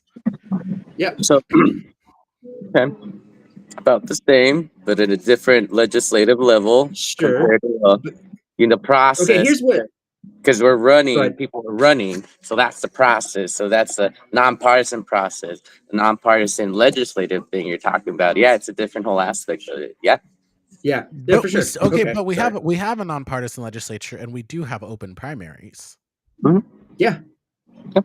So what are you saying? But because people think, okay, so here's what Republicans do Republicans do every session. They go in and they say, how can this be a nonpartisan primary or nonpartisan legislature? I'm a Republican. They are Democrats. How can this? We should have partisan primaries. And it's just like, that's where they jump from one topic to the next. And it's easy to do so because we're using the same word, but we're using it as a misnomer, right? So that's why you need to know the difference, because they're trying to tell you, oh, we're not a nonpartisan legislature. We're a partisan legislature. I'm a Republican. And that's why we should have partisan primaries. But it's just like you're talking about two different things. That's what you have to know. They say that every session. But it's like they would make it a two. If they want the House back, it's going to be more costly, and Democrats are going to have a majority in the House. So nobody's going to win if we have a two-house system in Nebraska. So I don't know where we're going to take it with that. No, that's another thing they do is they want to take it back to a bicameral, but like they want their partisan primaries. So they like to use the confusing terminology to tell people, but it's like a primary has nothing to do with the legislature. Like a primary does not determine what makes a legislature apolitical or not, but they try to use the confusing we use nonpartisan for different situations. They try to use that terminology to confuse people to support having partisan primaries. Maybe I need to get better on that delivery. It's important. I'm not confused. I had to decipher it in my head. Imagine how a voter feels. Yeah. Okay, well, just don't question me. Affiliation, we're going to be independents, not nonpartisan, and for primaries, we're going to be open primaries. Don't question it. No, I don't know. People don't like this nerd stuff. But Guillermo, what are you doing this weekend? You know what? There's a Krampus Fest here in St. Joe, Missouri, and I'm gonna go to that Krampus Fest Saturday. So I've never been. In St. Joe, Missouri? No, I have a motel there, and I manage it, and I'm stuck here because it's winter, and I got to take care of it. Kind of sucks. So you own a motel in Missouri? My partner does. Yep, been doing it since I was 18 with him. Yeah. So I was maintenance, and now I'm pulling her. I thought you lived in Omaha. Nope. I don't live in Omaha. I'm from Grand Island, Nebraska. Originally, I'm from Texas, and my family immigrated from Honduras. So I'm an American immigrant. Yep, I'm naturalized. I am American. So do you live at the motel? Do you live at the motel? No. But I have a room. I can stay at the motel. I have another apartment at the other complex I have, and then I have one in Grand Island. So my address is in Grand Island. I vote in Grand Island. I went and voted at Grand Island. Okay, wow. I just realized that Mexicans don't have their own version of a Krampus. We have the Cucuy and La Rona, and that's okay. That's it. We don't have a Krampus. So I have been trying to learn Spanish for a while because I feel like it would just be a good skill set to have. I mean, why not learn a fourth language? So I don't know. It's not going too well. But which language do you know? I mean, I know you never explained that one. I think I asked you one time. Well, I speak 2 dialects of Arabic, which I'm going to count as 2 different languages. English, obviously, and then I was learning Spanish and French. So, estoy aprendiendo español, pero mi español no bueno. No, you're good. Yeah, people would probably make you a face and giggle, but nah, that's good enough. You can pull through. You would survive. I'm telling you, it's a struggle. If you know English, everybody's gonna be like, "Let's just talk in English." Whether you're I know how to order croissants and coffee in French. I actually know a lot. They know how to speak English. See, Paris is fun because there are French people who know how to speak English but pretend like they don't. But it's not even just like that. It's not just France, like French in France. I mean, like, there's a lot of African countries that are. Oh no! Yeah. I see what you're saying now. Yeah. Bonjour, je voudrais acheter un 2 baguettes ou 2 cafés, s'il vous plaît. S'il vous plaît. Yeah. Oh, nice. And then there's like formal ways to say it, and then there's like more informal ways to say things. So, s'il vous plaît is more informal. S'il vous plaît is more formal. Yeah. It's like nosotros and vosotros. I don't know if anybody. I think that's Spanish. Vosotros right? is more like Spain Spanish. Yeah, nosotros. Yeah, that's Spanish. Spanish. That's ancient history there. Yeah. And then they have the lisp, like Barcelona. Yeah, you know what I'm talking about? I don't know what you're talking about. Spaniards, they have a lisp. They have a lisp. Like instead of saying Barcelona, they say Barcelona. Yeah. Barcelona. Vamos a Barcelona porque te gusta la marqueta. Yeah, like that. Yeah. Happening. Because they, if I remember correctly, it's because they had a king who had a lisp, and everybody just started doing what he was doing. I'm not going to comment on that kingdom. No. Okay, so Guillermo, let me ask you a question. I cannot decipher different accents for Spanish speakers. So, for instance, like Puerto Rican Spanish has a different kind of accent than I can tell. You can tell? Yeah. So what is the difference? So so when Puerto Ricans speak Spanish, what about that? What is unique about their dialect? It's or it's accent, very. I should say. It's just among everybody. It's like every culture, Spanish culture has their weird to it. They're just hola, ¿cómo estás? Like it's more higher. It's more like more energy, more fun, more party. Very island. It's different. It's very different. They speak faster? I always thought they spoke faster. Yes, some of them speak faster. Cuban people, it's like Caribbean Spanish is more energetic and happier and whatever. So you go to the Central Americas and it's more, it's not formal, but it's like more reserved. And then you go to Mexico. For Mexico, it's different for every region. Mexico's so big, so like each region has their own version of Spanish. So I can't go into detail. It's like so what it's country bad. speaks more seriously? Like Mexico, Central America, Brazil, all those countries, Argentina. No, Argentina, I lied. No, they're more vulgar. They like vulgarity. It's like a lot of vulgarity there. I remember that. I remember one kid was like saying that, like when I was subbing at one place, this kid was like saying all these cuss words, and what he was saying, he's like, "We're Latinos. This is what we do." Like the way. Pretty much. Depends how you're raised. I'm like, you don't need to say all the extra words, like, you know what I'm saying, like all the like extra profanity and things like that. He's like, "We're Latinos. That's what we do." It's like, okay. Yeah. No, my abuela, Pascuala Hernandez, she like if she heard me cussing, she'd make me eat a bar of soap. Yeah. It depends on the culture. Again, it's like Caribbean. Caribbean Spanish is a little bit more vulgar, and they're Stay out there. Yeah. When I Growing was up, in we would get school, like. Go ahead. so it turns out surprisingly Spanish was my first language growing up, right? Seriously? And yeah, no, I used to be able to speak it pretty well. It's just my cousins would like advance way more than me because like Spanish was the main language in their household, and ours wasn't. But like I used to actually, it was the only thing I could speak at one point, and then I learned English, and then I went to school, right?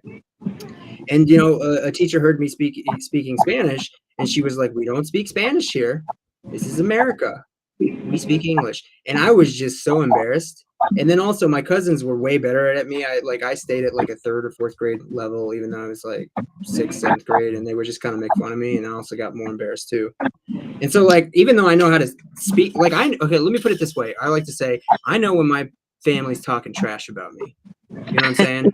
Yeah. Every time I can respond to them, but I will not respond to them in Spanish. I always respond in English because I'm just embarrassed. And that's happened. People do that. I know I had a Japanese friend who was the same way. He was It embarrassed. doesn't make you less Spanish or Latino.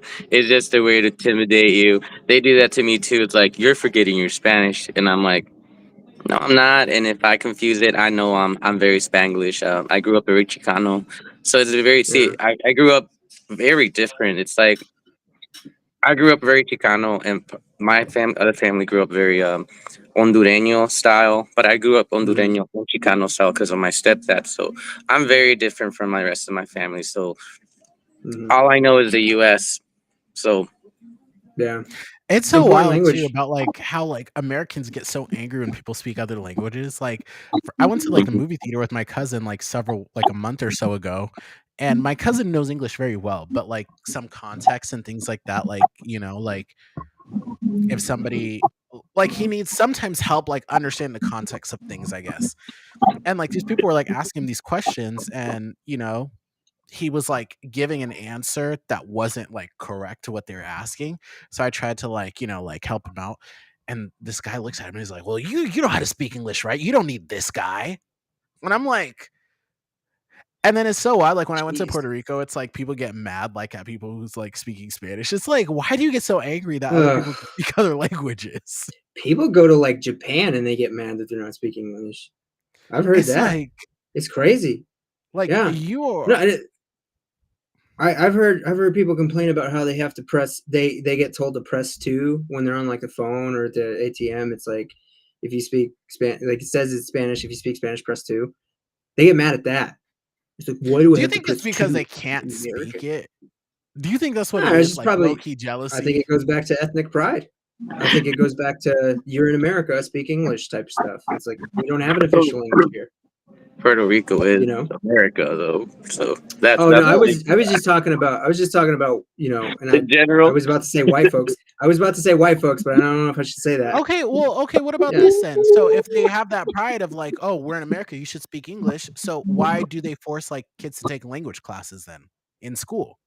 What's the point of that if people are going to get mad at you for speaking it outside of school? I mean, listen, 4 years of Spanish in high school sucks. I mean, it's nothing. You can get straight A's and still not know any Spanish. So but I know what you're saying. I know what you're saying.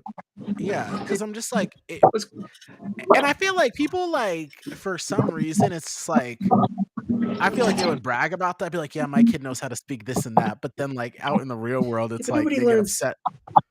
No American kids actually learn the languages. They take 4 years of French or Spanish. They still don't learn. My wife took 4 years of Spanish. My wife only knows enough Spanish because of my mom, right? And she actually engages. She's not afraid to be in. It's because you have to immerse yourself. Like immersive, like is the best way to like learn. Yeah, and that's why I would use Pimsleur. You ever heard of Pimsleur? That's like way better than Rosetta Stone. There was a period of time where like I changed my entire computer settings to be all French to like force myself to learn. I was watching like French shows on Netflix. This show called Call My Music's Agent. good too. Yeah. Okay, I'm laughing and I'm just gonna say, all right. You know how brown people us like we're trying to learn English? You're like Inglés sin barrera shit going on here, man. Look it up. Dude, do you remember when you were you gave me 90s commercial flashbacks here? Like when you have dude, to were you okay, learn English. you might be did you ever watch that commercial when you were a kid where it was like a hotline. It's like buy all of these English tapes to learn. English learn- Barbados, man. There you go, yeah. And they would do like claymation for some of them and stuff, and it was so funny. And I didn't understand what they were trying to do. Yeah. So English videos. English, Spanish tapes. Spanish. Man. No, but yeah, I never had to take a language class. Yeah. You did? Well, Already know I had languages. to. You had to? Yep. I had to. I didn't know a lick of English, and I remember the first book I read. It was like The Little Yellow Boat, but it was I like, mean, like it's just another wild. language. Like, I mean, Oh, well, to me I it can was English was my second yeah, language. but I like know people who were just like, yeah, I speak a whole other language, but I have to take English. I have to take another like Spanish class or a French class. I never had to do that I because was like growing up, forced. growing up, I was just like, dude, like I speak a whole other language. They're like, really? And so I would like, they were like, yeah. So like they have to like test you, and they were like, yeah, this kid doesn't need to like take another language class. Nice. Oh, So Because it's a waste of time, anyways. But it was a waste of time. All they did was refine it to like I was gonna speak like a Spanish person from Spain. Yeah, and they teach us Spain. They teach us Spanish. They don't teach us like Mexican Spanish or any of that other stuff. And it's like wow. nobody uses vochostros, and we don't use all. There's a lot of slang that you miss out on. And if you go down to Mexico trying to speak everything that you They'll look at learned you from like, high school, they're like, "What the hell? Like, what's wrong with this guy?" Yeah. You know. And it's so wild So- too. Like I hear that the people, like the tutor that I had that was teaching me Spanish, says like it's very rhythmic. Things like flow. And he's like, sometimes people like the way they try to like strengthen the accent. Hola, ¿cómo estás? Oh. Yeah, it's okay. Ah, At least you're trying, I guess. muy See, but the bien. reaction is, please don't speak Spanish.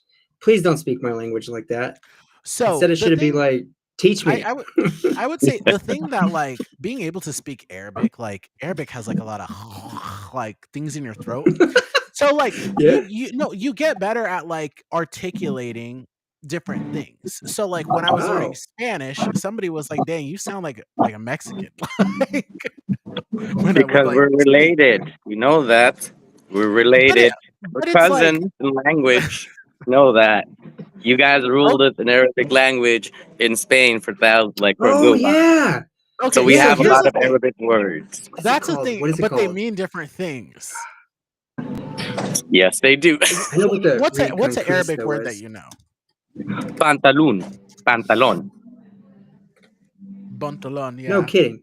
I never knew that. Yo. Which is pants, yeah. Wow. Almohada. Everything with the AL comes from Arabic language. Ah, okay. Yeah, the Umayyad Caliphate. Yeah, they have a lot of like Arabic masonry, Alfombra. like buildings. You know. So it's not easy for me to like pronounce things respective to like the way you would pronounce it in like the native, like in the language, you know? Pantalones. Es mi carro. Sí. Hola, ¿cómo Yep. estás? Mucho bien. Yeah. Ah, sí. We good. It took good. almost 700 years. It took almost Good. 700 years for Spaniards to reconquer the Iberian Peninsula. I didn't know that.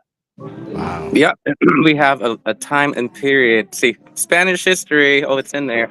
Yeah. Where Jews and Muslims and Christians all lived in peace, and that was in Spain. It's pretty Yeah. cool. Yeah. Have you ever been to Spain? No, that's one of my dreams. I'm half Spanish, so I know that. So I want to go. I want to go to Spain. I Let's really go. do. I've been there a let's few go to times. Spain. I tried running an ultra marathon twice through the Spanish Pyrenees, and Look at this guy. So Failed well twice. traveled. it's so fun. It's so fun, and their little lisp is so cute, and they siesta for sure. Like you can't do anything in a town if it's 1 p.m. or something like that. Everything's Yes, closed. They close the that's- drugstores. They close the restaurants, and you're walking Wait, what around. do It's like, and they go ahead. I don't get what are you talking about? Fiesta. You take the Spanish siesta. You take an afternoon nap. I do. Seriously? Yeah, yeah. No, that's actually how the Texans defeated the Mexico. They attacked them at the Battle of San Jacinto while they were taking a siesta. Wait, I they tell you, it's ruthless. they ran up on people when they were taking a nap like that. Yeah. And sure, they had lookouts and stuff like that, but Whoa. when you wake up in the morning, do you wake up all ready to fight a battle? No. I don't Dishonor. know. You can't get caught off guard, like, right? Like, You thinking I'm making this up? I'm not. Yeah, man. I don't think you're making it up. I think it's the way you're saying this. Yeah, man. They ran up on them when they were taking a siesta. That's like, It's true though. It's true though. it's not what you Sam said. It's how you Houston? said it. I think it was Governor General Sam Houston was like, yeah, hell yeah, they're taking a nap. Get them, kill them in their sleep. And then they were taking a nap. They had a river to their backs, and when they tried fleeing, because there's just no way you could fight a battle unprepared like that, they got stuck in the rivers, and they just sat there and just shot all of them as they were trying to flee across the river. Trying to like wade through the water. Yeah. The Mexican Wow. soldiers were trying to get away, and they were trying to get across the river and stuff, and they would get stuck in the mud, and it, also it's kind of hard to swim when you're being shot at. So that's how they won that battle. They captured really General Antonio de Santa Anna Lopez. Shit, I'm losing it. I'm losing all this history. But they captured him, and they basically were like, "You're the president and basically dictator of Mexico, so you're gonna give us what we want." And they were, what could he do? Like, so that's how the Texans stole Mexican land, because it really was. I mean, think about it this way. Let's reframe it. A bunch of Americans, they come down to Mexico, an area of Mexico, province of Mexico. I don't know what you would say. They start coming in illegally, and they start taking the place up, and then finally they just get pissed off one day and they take over. That's pretty much what Texas was. The beginning of Texas was. So was Hawaii. Like, imagine. Yeah, let's try to keep it neutral here. Imagine a bunch of, I don't know, French people came to Louisiana, right? And they were coming illegally and stuff like that, and then they just got pissed off one day and took Louisiana away from us. And we just had to be like, yep, that's pretty much how Texas got its independence. Is that what people are afraid of? Is that what they think? I don't know. I feel like that's what people are going to do. I used French people for a reason. We're not invading anybody. No, we just want to love you. But no, it's ironic that that's how we got Texas, is illegal immigration, white American illegal immigration. Wow. Yeah. And now we're pissed off about it today. Like, what do you think Americans can't buy land in Mexico no more? Yeah, I mean, good for them, because I mean, it's like the Mexican. Oh my gosh, there's this guy like who's hold on. Uh-oh, he's about to show us something wild. I don't know. Somebody's like, he's in Vegas. I forgot he's in Vegas. Fun. Ugh. Yeah, dude. What happens there stays there, bro. Okay. I love it. Don't bring it back here. Good. And put your money where your mouth is. That's what you get for waking up in Vegas. Hey, such a mid song. Hey, listen. What were you about to show us? You said what happens here stays here. So. Okay. Yeah, I did say that. You got me there. And Guillermo, have you been here before? You've been here before, right? I love Vegas. What do you like? Yeah. How many times have you came? At least 2-3 times. What was your favorite part? It cannot be said on here. Okay, Respect. well, so the last time I was here, I went on the high roller, which is like that giant, like that was something that I enjoyed, like. I'm not saying like, different. This isn't like a confessional, like this isn't like a VH1 show. I'm just asking you, like, what was your favorite activity you did here? Touristy thing. All right. Non activity. Conventional. Oh, okay. I mean, okay. Have we telling stories, right? Have I ever opened up about my substance abuse history? Is that for another time? I was talking about what do you... Dude, people do crazy stuff in Vegas. No, yeah. when I was like 21 or 22, I was 21. I had just dropped out of West Point, and like that was getting into West Point and going to West Point was the culmination of like 3 or 4 years of just working every day, grinding every day, to be able to go to West Point. And I got there and I was quickly disillusioned with the whole thing and I dropped out. So it's just like, what was all that, hard work for, all that, Grit, good behavior and all this other stuff. And I just wanted to wild out. People wild out. Everybody, you should have a spiral at least once in your life, preferably when you're younger. So, I mean, I really went a huge 180 there, man. Actually, I started my substance abuse at West Point. That's a little unknown thing. So I was a cocaine addict, right? So for Are you a being good for real? long year, I'm being for real. Yeah. And I mean, I've been sober since 2012, June 5th, 2012.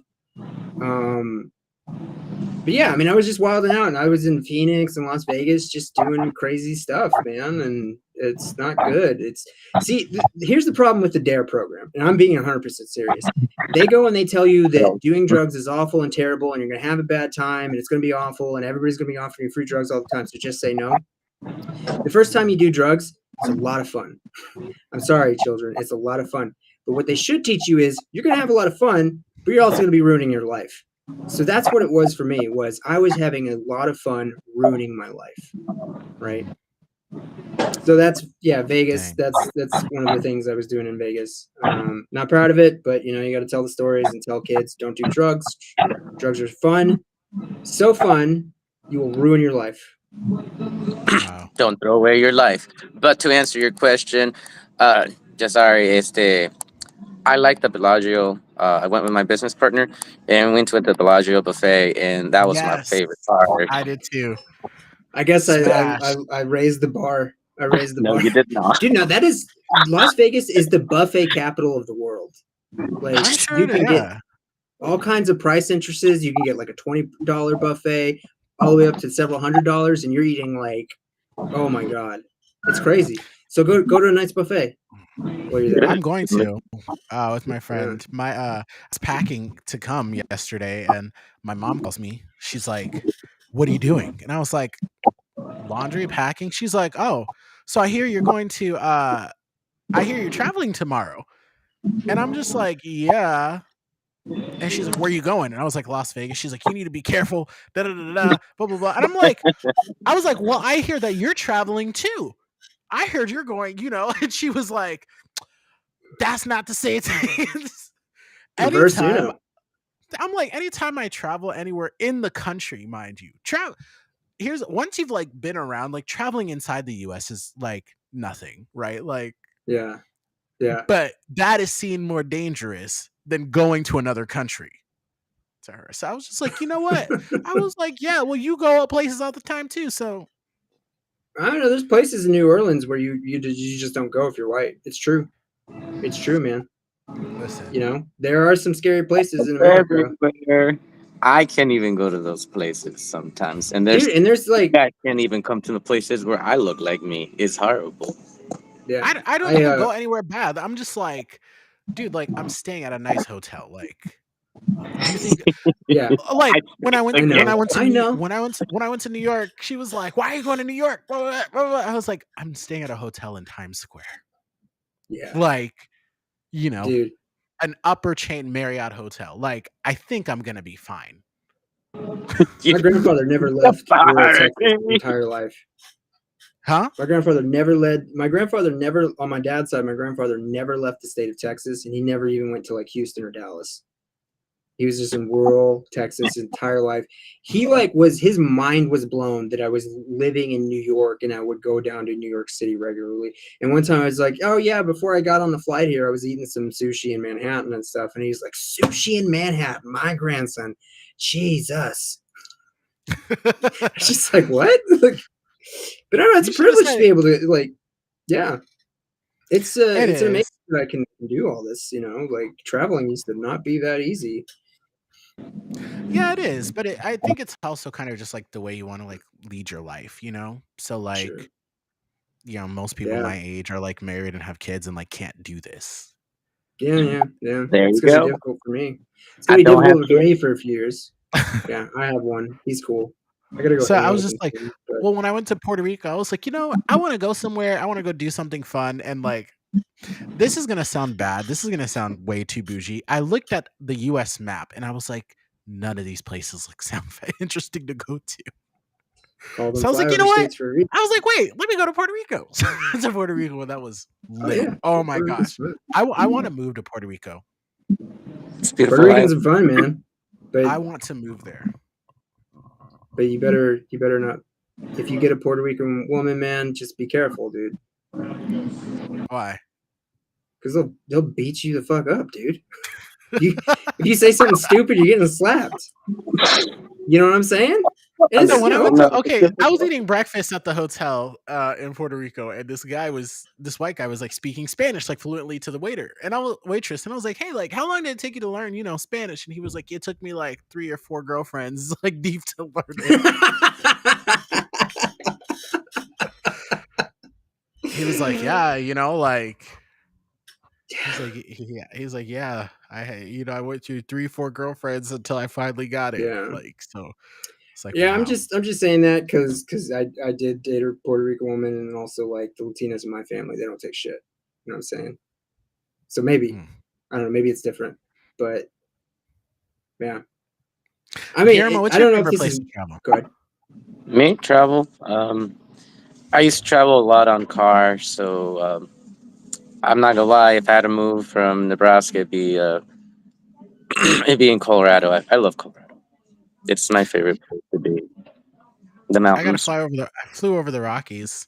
It's pretty Did you get turbulent, pretty turbulence? bumpy. Yeah. Oh, I see. Dude, the worst turbulence I've ever 2 times. When I flew into Phoenix the first time last summer, awful turbulence. I was like, what is really going on here? And the second worst was when I was going to South Sudan and we were flying over the Grecian mountains. And that was like bad. I saw like the flight attendants were up around, and then we hit like this really bad bump of turbulence. And one flight attendant, she like looks down the aisle with a weird look on her face, and she like runs to her jump seat and like straps herself in. I was like, okay, if you're getting nervous, that means I'm getting nervous, Oh, she wasn't nervous. She was just She trying to get looked- there before she went into the ceiling, And you know what also sets me at ease when I see a pilot flying as a passenger on the plane. I'm like, all right, Oh yeah. We got options. Just I in mean, case. yeah. No, for real, like, huh?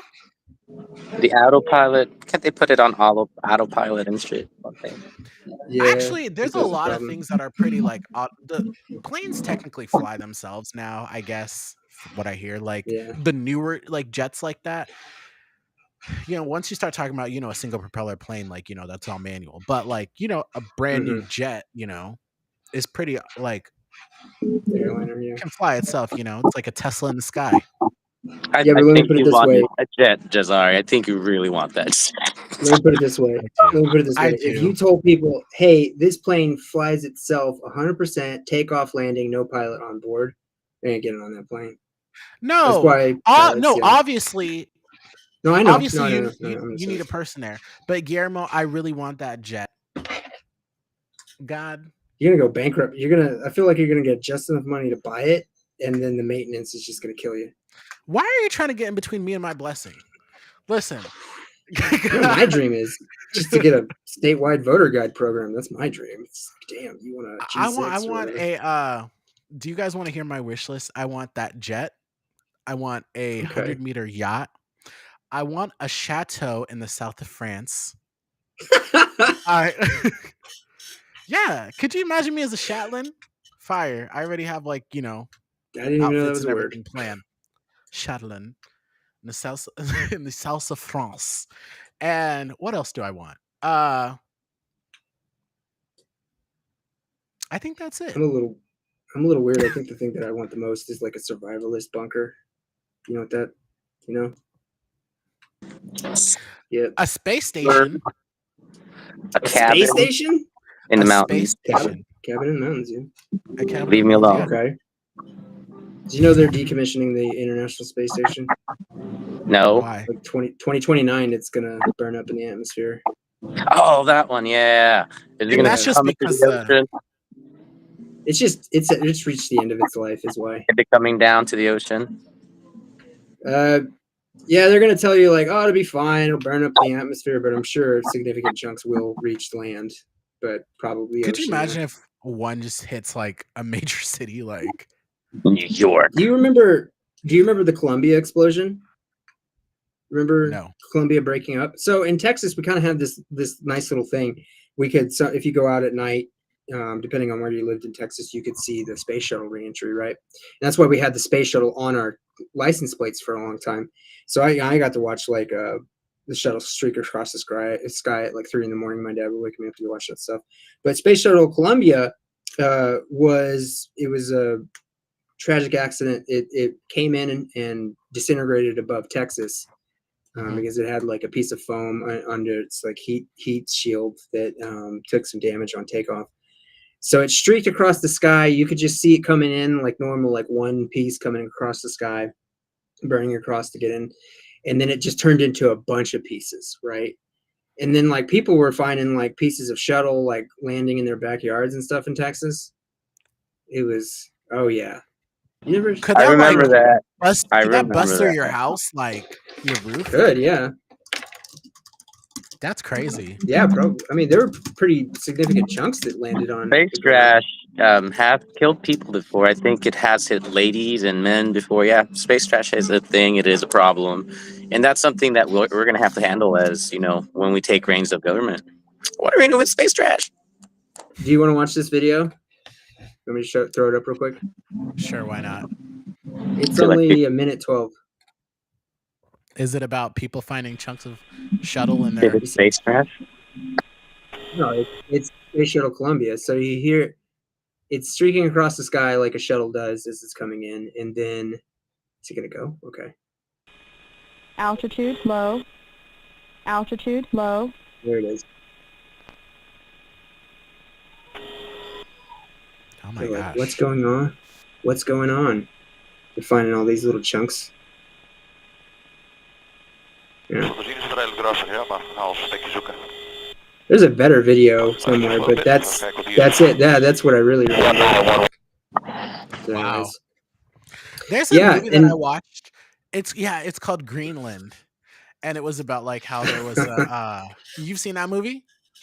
No, I just love Gerard Butler as it is. Yeah. read So the- they were I read talking it, about. yeah. They were like, yeah, this asteroid is gonna pass by us. It's gonna miss the Earth by hundreds of miles, and they were like gonna get like the one that was going. There was a chunk that was supposed to splash into the ocean, is what they estimated. They're like this piece of it's gonna hit the ocean, but the main thing is gonna miss us by like hundreds of miles. And they had like the Mhm. news crews out there on a helicopter. Boom! It hits right in the middle of a major city, and they were like, "We had our calculations wrong." Blah blah blah. This is actually what's going to happen, and so there's like a bunker built in Greenland that's like there supposedly, and it's all about this family who's trying to get to this bunker. Mhm. Crazy. Yeah. I don't know. I don't think I would want I to should- survive that. Now I want a bunker. Should I be prepared? No, I mean, a bunker is a fun thing to daydream about, but let's talk about the apocalypse. I don't want to try to live through that. I mean, I could not go without hot showers. I'm weak. I'm soft.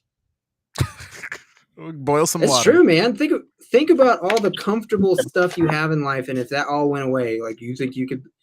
No, Yes. no. Because I don't want to live in that I'm a world. survivor. Whitney Houston, I'm a survivor. How far would you be willing to go, my friend? Very far. Because I'm a Uh-huh. survivor. What? You It ever would heard be the? hard for 3 years. It would be horrible. So that? okay, The- when I went to South Sudan, I was at this hotel and they were like, yeah, we don't have any warm water. I was like, so what do I do? They're like, well, we just like, heat up some water and bring it to your room. So they heated up a bucket of water and brought it to my room, and I would just shower in the shower with this bucket of water. Oh, I see what you're saying. So yes, I get I'm bougie, but you know what? I'm a survivor. I mean, I would survive. dude, I mean, we used to bathe with cold water, no running water, in a coffee cup. That's in Honduras. So every morning. I mean, 100 years ago, a hot shower every day would be considered a luxury. You know what I'm saying? It was a luxury. There's so a lot of nice. things that would have Cars. been considered luxury. Cell phones, basketball hoops. You know, we talk about like me and my friends about what we perceived as wealth, like when we were younger. And if you had a basketball hoop like outside on your Yeah. driveway, you had money, okay? And if it was mounted to the top of your garage, you were rich. I was poor. If you wore Aeropostale, you had money. If you wore American Eagle, you were rich. You can find American Good Eagle Eagle. at Goodwill, man. I found some American Eagle. at Goodwill. Well, So now, you know, it's like, When I was a kid, I found a few. I always thought nice shoes were the luxury. really? Somebody wearing nice shoes. Yeah, dude. My favorite pair of shoe growing up was the Chuck Taylor Converse. Mm. I have so many pairs of Chuck Taylors. Even got a Chuck Taylor's tattoo. I like Converses though. That was my thing, but you know, there's a lot of things I wanted to do, but I couldn't. Same. There's a lot of things too that like I know now that obviously didn't know when I was younger, or things that people would do that I didn't know like people would do. You Mhm. know, like I don't know. It was I didn't fly on a plane until like I was a junior in high school. And the only reason that happened is because I went on a school trip to Florida, which was fun. But now it's just like there's just like a lot of just everyday life things that or things I'm able to go do that I just didn't know people were like used to do. Well, I I growing up in a double wide trailer, and it was very lovely. Did not grew up in mean. a trailer park. Yeah. I mean, I was happy at my trailer park, friends and home, When but you know, I but took I my wife back to the trailer park I grew up in, and she was like, "How do people live here?" And I was just like, very carefully. Very, very ingenious situations going on here. You Yeah. wouldn't even believe it. We haven't mentioned in a while. If you're watching and you want to come on and talk about something, just let us know. We'll drop you a link. But I don't know. I'm gonna be headed out soon though. that's fine. What about the housing disparity? What do you guys think about that? The problems with the housing, like that's something I deal with on a daily basis, and it's bad. Yeah. That's part of So the problem. sorry to cut you off, but I posted a photo of like someone who like messed up your apartment or something like that. Oh no, they broke in, man. They that's a problem here in St. Joe. You may clean them up, do whatever, and people break in, and then you can't rent them again, and you have to fix the door, you have to kick them out, or they don't want to leave. It's a problem, or you mean constantly squatters? have to keep in mind. Yeah, not squatters. They Oh, just man. break in. They just break in. Sometimes they just break in, and it's open. They're not in there, and They just leave. I guess that's a huge problem in like what Detroit also. everywhere in the Midwest, even Omaha. You can literally go on Zillow and find like a pretty like a fixed upper house, like I'm talking like extensive repairs for like $3,000 to $5,000 in Detroit. Yeah, but that's why you got to invest a lot of money into it. Yeah, and somebody might just break in and like you were saying, like trash the place, or you might end up with squatters and stuff, and you got to like go through an eviction process. Like housing disparity, though, it's a matter of supply, but also it's kind of crazy to know that if we could end homelessness in America for only $20 billion. Do you know that? Wow, $20 billion. It's upsets me to know that. That wait, really 20 does. billion permanently, Tommy, permanently, or how long is that for? Oh, I just know that fact. Let's double check. I know While you that's true. search That's that- true. What I just said. My dream is to become a homeowner. That's really what it is. You know, a jet would be nice, a chateau in the south of France, and a cruise, you know, like a super yacht.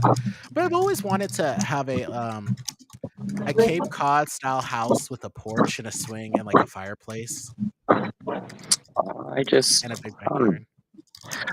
I want to live in one of my apartment complexes, and I want to fix it. It's a 1920s building, and I want to put an elevator in it and make it 1920s style. And I want to live on the penthouse, and I want to oversee all the shit I have with my partner. That's what I want to do. Wait, are you being sarcastic? That's what I have. Yes, I want to fix all my shit, and I want to put an elevator on my double twin buildings. I have 65 apartments in St. Joe, a hotel, and several houses. Yep. Wow. So Guillermo, you have money. Land. Yeah. Yeah. You're like rich. I'm not rich. Belongs to the Well, government. or are Got to you pay like are you $30,000 comfortable? taxes Okay, I have the Yeah. fact when you're ready. 30,000 what a month? a year, more than that.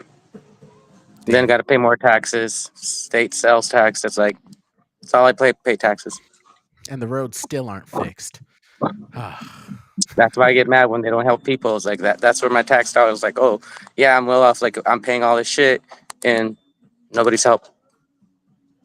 Dang.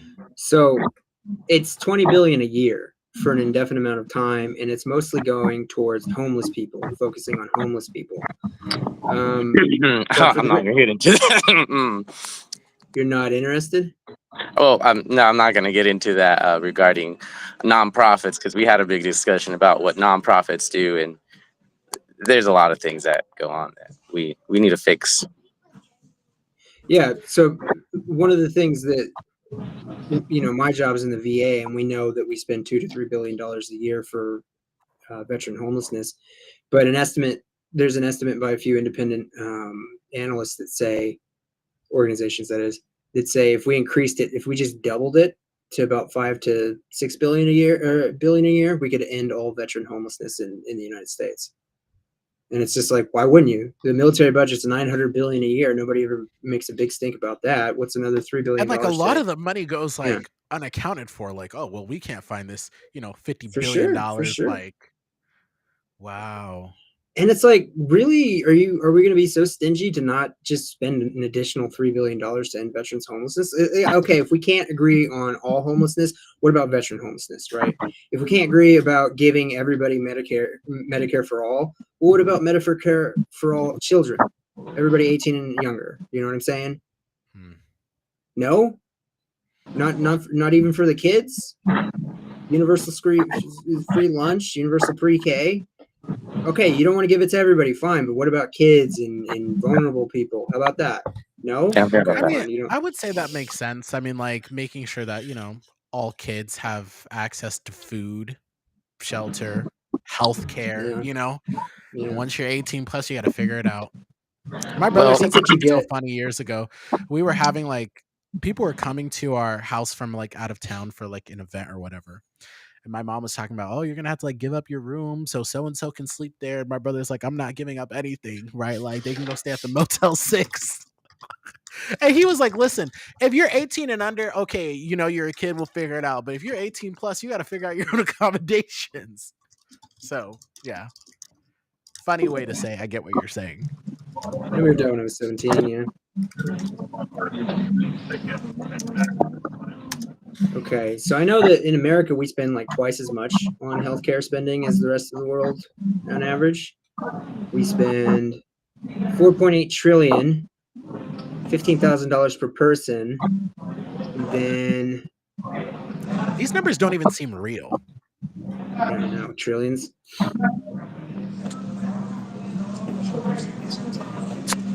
It's just a slow increase.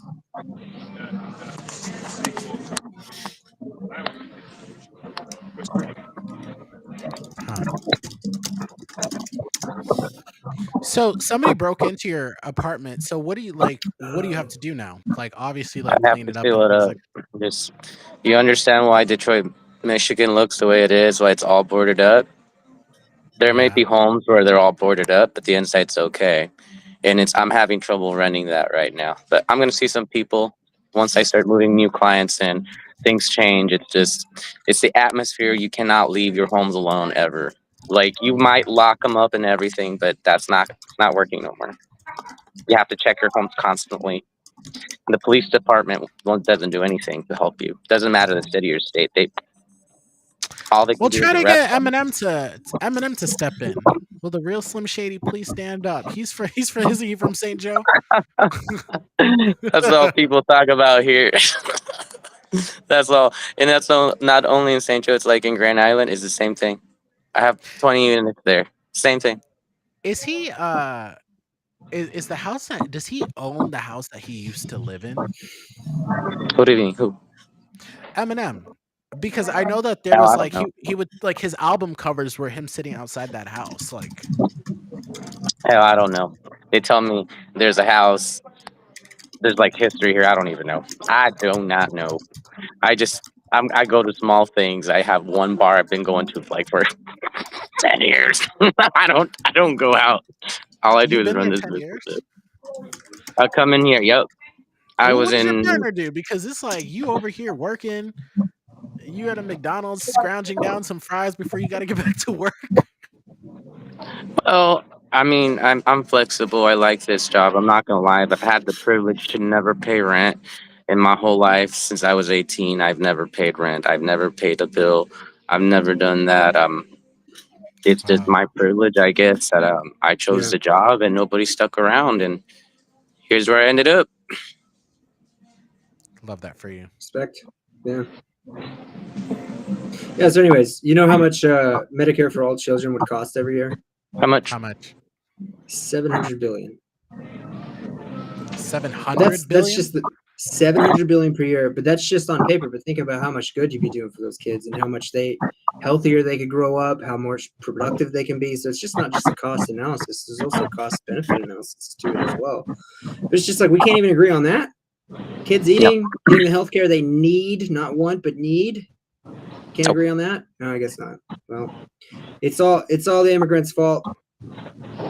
That's actually one of the points Trump was talking about was he said, when I get rid of all these illegals, you're going to have houses again. And it's just like, that's not how that works.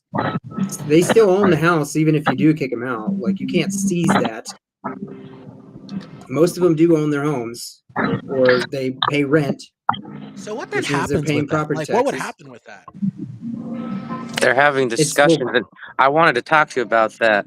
Did you guys hear LULAC had a conversation with the Omaha Police Department regarding that and it's not very well announced, and this is something that I feel Latino people, African American people should be aware about. And they were, they went and talked to them, but they didn't really specify what they in detail what they want to talk to the police department. And for those who don't know who LULAC is, Tommy, if you want to do me a favor, I forgot, it's Latinos Se Me Olvida. See, this is the part where I hear being Spanish, it's like I forget my words. I got you. League of United Latino American Citizens. Yeah, there you go. So, that's who talked to the police department, and I don't know what the news is regarding it, but they really didn't go into detail. I told the LULAC president that we needed to talk regarding that because not a lot of people are showing up in the community, specifically for Latino events or things that affect the Afro-Latino community as well. And it's immigrant issues. That doesn't just affect me. It affects everybody who has mixed status families. So that's what we have to deal under a Trump presidency. We're preparing for the worst. Yeah. It chokes me up because a lot of immigrant families are going to be broken. So we have to work with the police department at this point so they don't take families and break them away. So we don't know what's next in Omaha specifically. It's important to share those stories because I remember when Barack Obama deported a lot of people, right? And I remember some people have been here their entire lives that were going to get deported, so they sought sanctuary in churches, right? And I remember hearing stories about people who lived in churches for years, right? Just because they just they didn't want to be rounded up and sent to a country they'd never been to for since they were kids. And Trump announced a policy that would end federal law enforcement from going into it's a bar from going into sanctuaries like that, churches. He's saying, I'm going to end the policy that says you don't do that. I'm going to send people into churches to get them. And it's just like, think how grim that looks.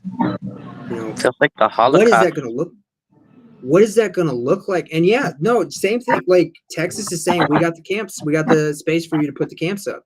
You got that guy, he's the border czar. He's saying we can deport them all together, even if they are citizens. Yeah. And it's just I hate that name, border czar. They want to denaturalize people they're talking about. It's just like, well, how does that work? Yeah. If that It's starts bad. happening, guys, I will go down to the border to live report. I don't know. If that starts happening, I'm gonna start after hiding people, man. Well, who's gonna hide who? It's gonna open a can of worms with racial profiling at the local level and state level. How are we gonna administrate this? It's gonna be a disaster. You have to move funds from Yeah. somewhere else in the economy to adhere to what he wants to do. I don't know how Yeah. they're gonna do this. And I was telling Jazari on a previous show, like they're not 100% good at that. They sometimes deport like U.S. citizens, citizens. Yeah. and they're just like, well, they're brown. You know, it's I guess they're here illegally because you know they're not white, whatever. But yeah, I mean, it used to happen all the time, especially when we were deporting people in like the 1920s. We used to do it all the time. There was a people don't know this during the Great Depression. There was a lot of, well, it makes sense, right? Anti-immigrant sentiment. They sent a lot of Mexican American citizens with American citizenship. They sent a lot of them to Mexico. That's FDR. Like, good doesn't wash out the bad, nor the bad the good. Let's talk about these things.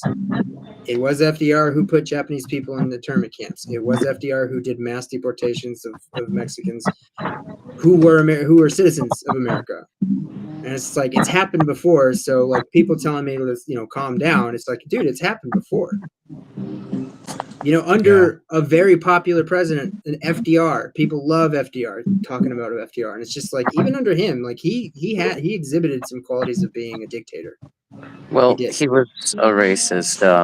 Most of it, he's doing it based on racism, in my opinion. And I don't know why he's like that, and I don't want to know, but it will internally be always about, he feels like we're invading and we're not. And the agricultural industry in Nebraska will hurt, especially the dairy industry, and the cattle industry. Nobody's going to be able to cut your meat. Nobody's going to help move the cattle and dairy farm. It's a 24-hour job. So things like that matter to the Nebraskan economy. So I don't know how we're going to, the food prices are going to go up.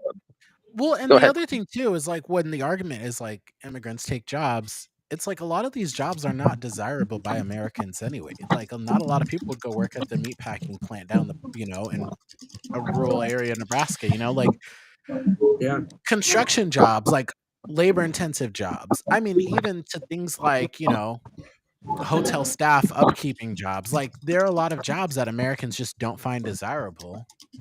And it's the same issue. Go ahead. No, it just goes back to what Tommy said regarding it went out of my train of thought, and I apologize. It goes back to how we started talking in the beginning of the show, to that information, but I forgot. It went out of my train of thought. I'm sorry, Jazari. It's bad. Go ahead and talk. Well, it's the same thing with like what was happening in Springfield, Ohio. Like the Haitians that came over there on TPS helped revitalize the local economy there. They were able to, I mean, even a pastor was talking about how like, the church was looking pretty empty, and then they started coming to church every Sunday. They started working at the local factory. They started renting from the landlords there, taking care of the homes and stuff. And I remember one of the complaints were like, well, there's like 3-4 guys living in one apartment and that's our house, and that's not fair because they can afford the rent and we can't. And it was like a lot of like, I understand like when you get an influx of people, there are a lot of different services that need to accommodate that huge influx of people, but they also provide a lot of good things for, they provide a lot of good things for the town, right? Like if your town is dying out and you have people who are moving there to work and be a part of it and put down roots best they can, why would you want to push that away? Like, here locally, what's keeping these small towns alive? It's Hispanic migrant workers, typically. Like I said, Colfax County, at the beginning of this, when I was just rambling by myself, Colfax County is there you go. Thanks, Tommy. Hispanic. 50% Hispanic. How many? What's the percentage? Guillermo? 50%? Well, it goes back to that. Here's like what we're talking about. See how we're talking about in the Democratic message is about labor, industry, and agriculture. This is what people want to hear. They want to talk about business. People feel like that we want to progress. Latinos, what we have in common is to talk about the message. We want to succeed. We want to be part of the bright and shining city. But we're hardworking. We like money. We want the American dream. So that's the message that Democrats miss. They're the Yeah. party of labor and unions, yet we're not united. That's what I'm talking about. And Tommy has the aspects of it, but we're not investing in our message about work and labor, and that's where we miss that Latinos the most. Dang. Yeah. And I mean, we don't try.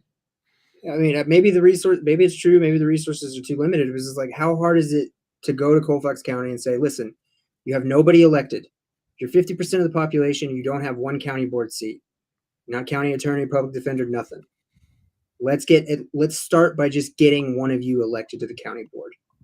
3 county boards, all 3 guys are white. Last I checked, that is.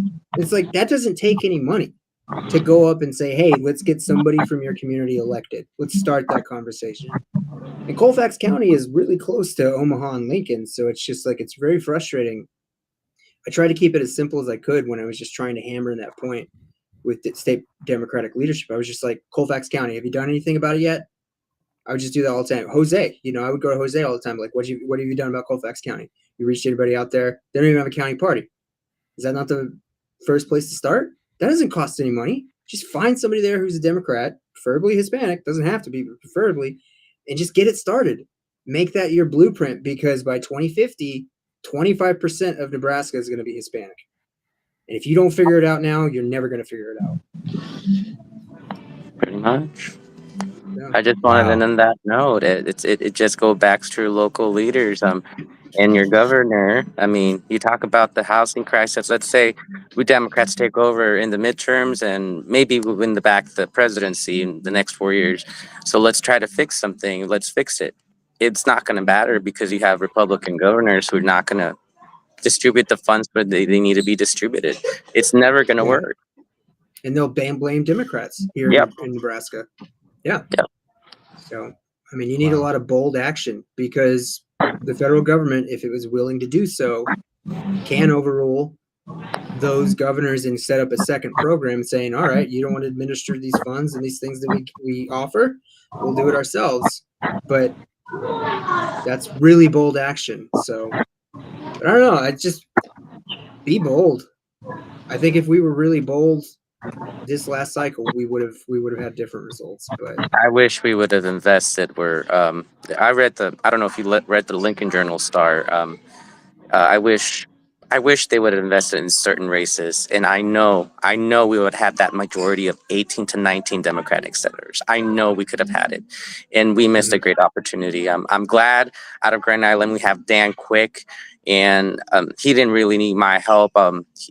It's majority, a suburban white community, and I hate to break it up like that, but it is, and the biggest population is Latino, and he worked out very fine there. But my fear is with LGBT issues with my senator, how he's going to vote with maybe Republicans.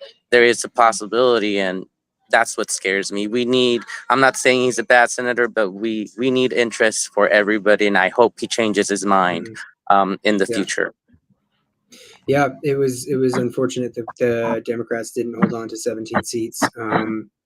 If we didn't have gerrymandering, 18 would be standard. In generic election years, you would expect Democrats to have at least 18 seats, but we have gerrymandering, and now we're down to 16. And so it's like crazy. Might be another tumultuous session. I don't know. It just depends on their appetite. Are they going to take the win of having an abortion ban and just calm down for a session, or are they just going to keep going? They're going to keep going. That's what I think too. Yeah, but we have to fight back. Everybody's got to show up at the legislature, and that's something that the 3rd District has to work hard on. Yeah. Even out of party issues, there's not enough. It's too big. It's too big. Yeah. The western side of Nebraska is too big, and there must be a better way to communicate with all your constituency. And they're never going to do that, because that means people would have a voice. Yeah. Yeah, it's tough, but the work can be done. It's just priorities, We'll see. All right, I don't know. Maybe. Yeah. Go ahead. I'll have to get off here. Okay. Here in a minute. Yeah, I think we're about to end anyways. Yeah, we're about to end it. Yeah. I have a headache. I've had a crazy travel day. Oh my gosh. Listen, Yeah. for those of you watching, when you go to the airport or anywhere, when you are on an escalator is not an elevator. Keep walking. Or get to the side at least, right? You believe? Or get to the side. Like one guy, like I pushed him out the way. And then I was trying to get into like this train. And I was like, I have to get on this train because I had to change concourses in Denver. And one guy was like, oh, I guess we're just gonna push people out the way. And I'm like, Yeah. don't just like we all got places to be, right? Like this wasn't free. I'm not gonna miss a flight just to make sure that you feel comfortable. Like, no, move aside. Like, or when people are just like stopping, like if you're walking and then you just stop. Get Yeah. I am pretty calm when it's like when I'm at the airport. But like if especially because my flight was like delayed. That's why I was late because everything was delayed. Oh, that looks pretty. Everything was delayed, so I'm just like trying to hurry. And the biggest thing too is like I did not want to miss my connecting flight because it was only like it was less than an hour in Denver. Yeah. It's usually like a 50. Denver. I love that city. You should have stayed. Should have gone skiing, snowboarding. That's what I want to do. I think I'm gonna go maybe in like January to go visit one of my friends who recently moved there. So yeah. But yeah, no, for real. Like if you go to the airport, don't be that person. Don't be that person that just like takes up a whole bunch of space to just block everybody else. Don't be that person. Don't be the person who just stands there in the middle of the escalator and holds everybody up. And on that note, because like I'm not afraid to tell somebody to move. I'm because you're wasting my time and you're wasting my money. Time is money. I'm kidding. I'm actually a really nice person, guys. I'm really I know nice. you are. You're just kidding. It's fine. All right, guys. I'll see you later. Let me get out of this McDonald's. All right. Yeah. Bye. You're probably like, where's you want to kill it? So I yeah. things to. I'm gonna go take a shower, take some medicine because I got a headache, eat some dinner, and yeah. All right. Stick around for a sec. I just want to say something. Go ahead. I don't know how to end the stream. Oh, okay. All right. Thank you guys for tuning in. We will see you in the next one. Peace. Love y'all.